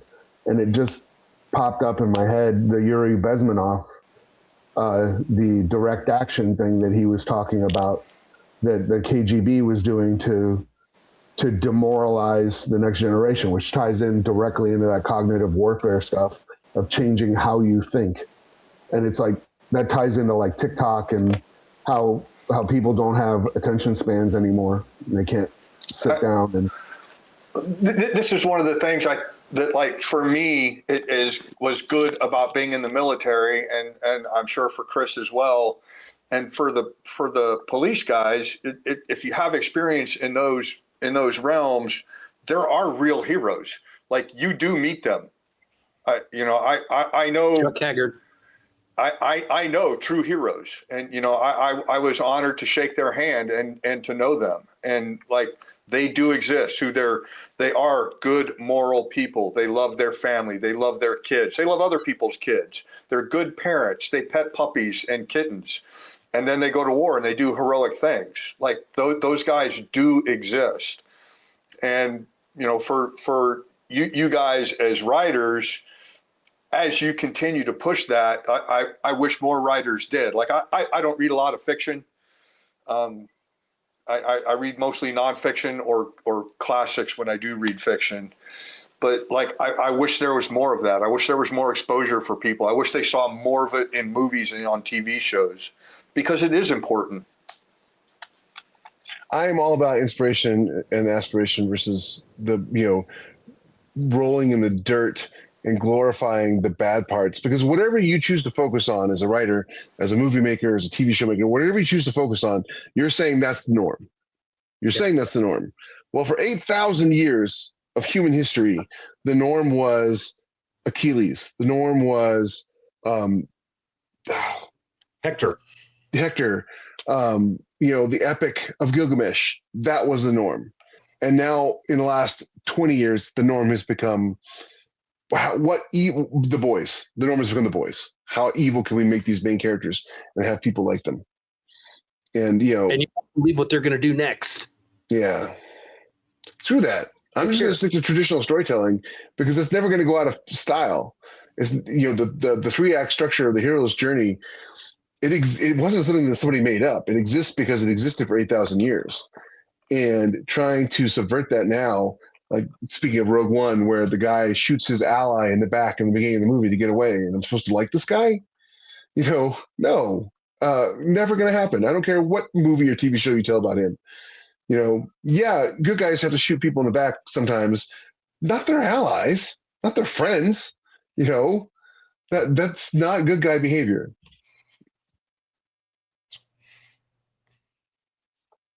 Hey, Matt.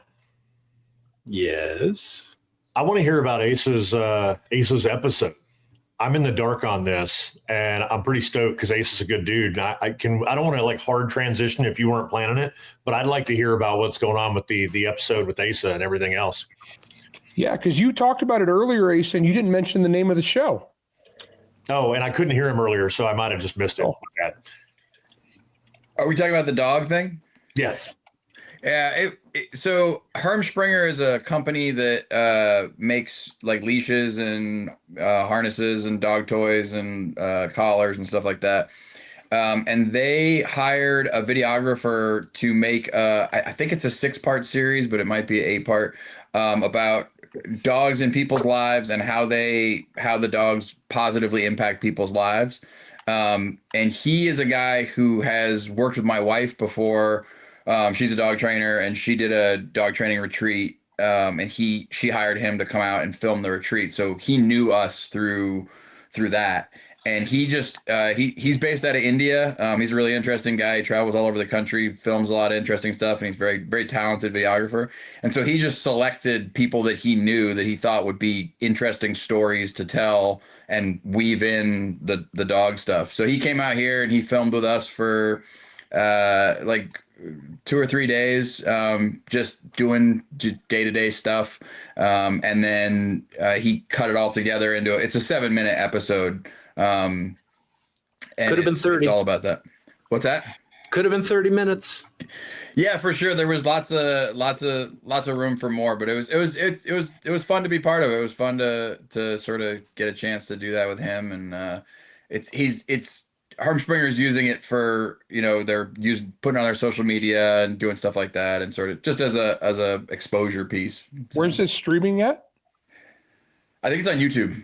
I know it's on YouTube. I don't know if it's anywhere else, but yeah, it's on YouTube. It's I think they've done the first 2 episodes. So I'm the first episode, and there's a guy named Jonathan Katz who's a dog trainer out of Texas, and he's isn't he a comedian, Jonathan Katz?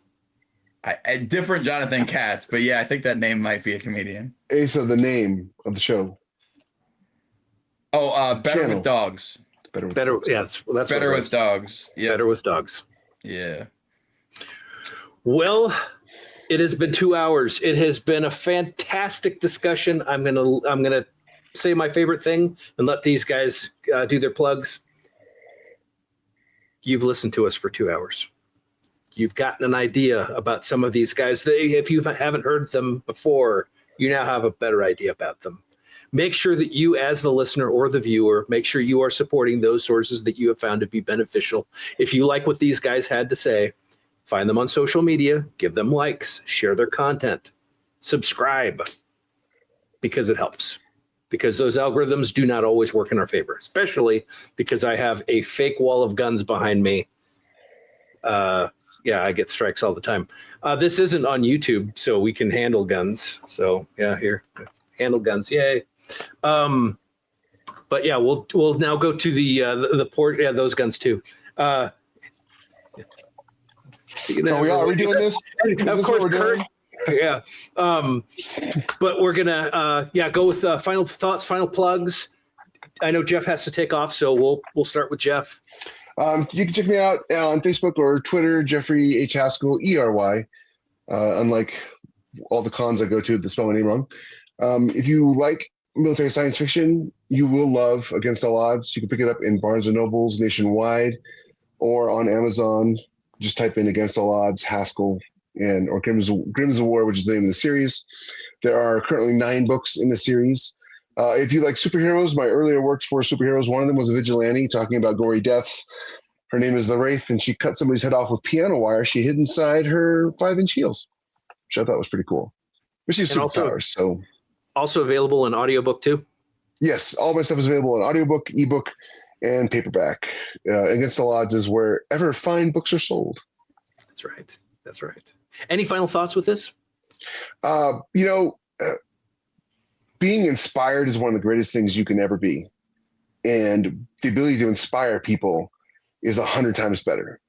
So be inspired and inspire others while you're at it. That's great. Mike? Sure. For my plugs, I check out my book Graveyard Shift, also available on audio. I highly recommend the audiobook. Actually, it's done very, very well. Michael Kramer reads it. I've got a bunch of short stories in various collections and like No Game for Knights that Larry helped edit. So it's really cool. And my final thoughts would be that storytelling is actually a survival mechanism, that societies that tell the better stories tend to succeed, and societies that don't tell good stories we don't know about because they're no longer around anymore. And there is such a thing as an objective reality. So hold on to that. There are 4 lights. Wait, I thought it was 3. No, there's 4. They wanted him to think that there were 5, but there were 4. And we are referring to Jean-Luc Picard, correct? Correct. Yeah. Okay. Yeah. Larry? So like for anybody watching this, if you don't know who I am, just plug my name into Amazon. I've got a bunch of different stuff to choose from. Been doing this a real long time. My closing thoughts are make sure you do your dry fire.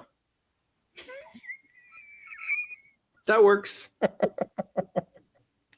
No books or anything.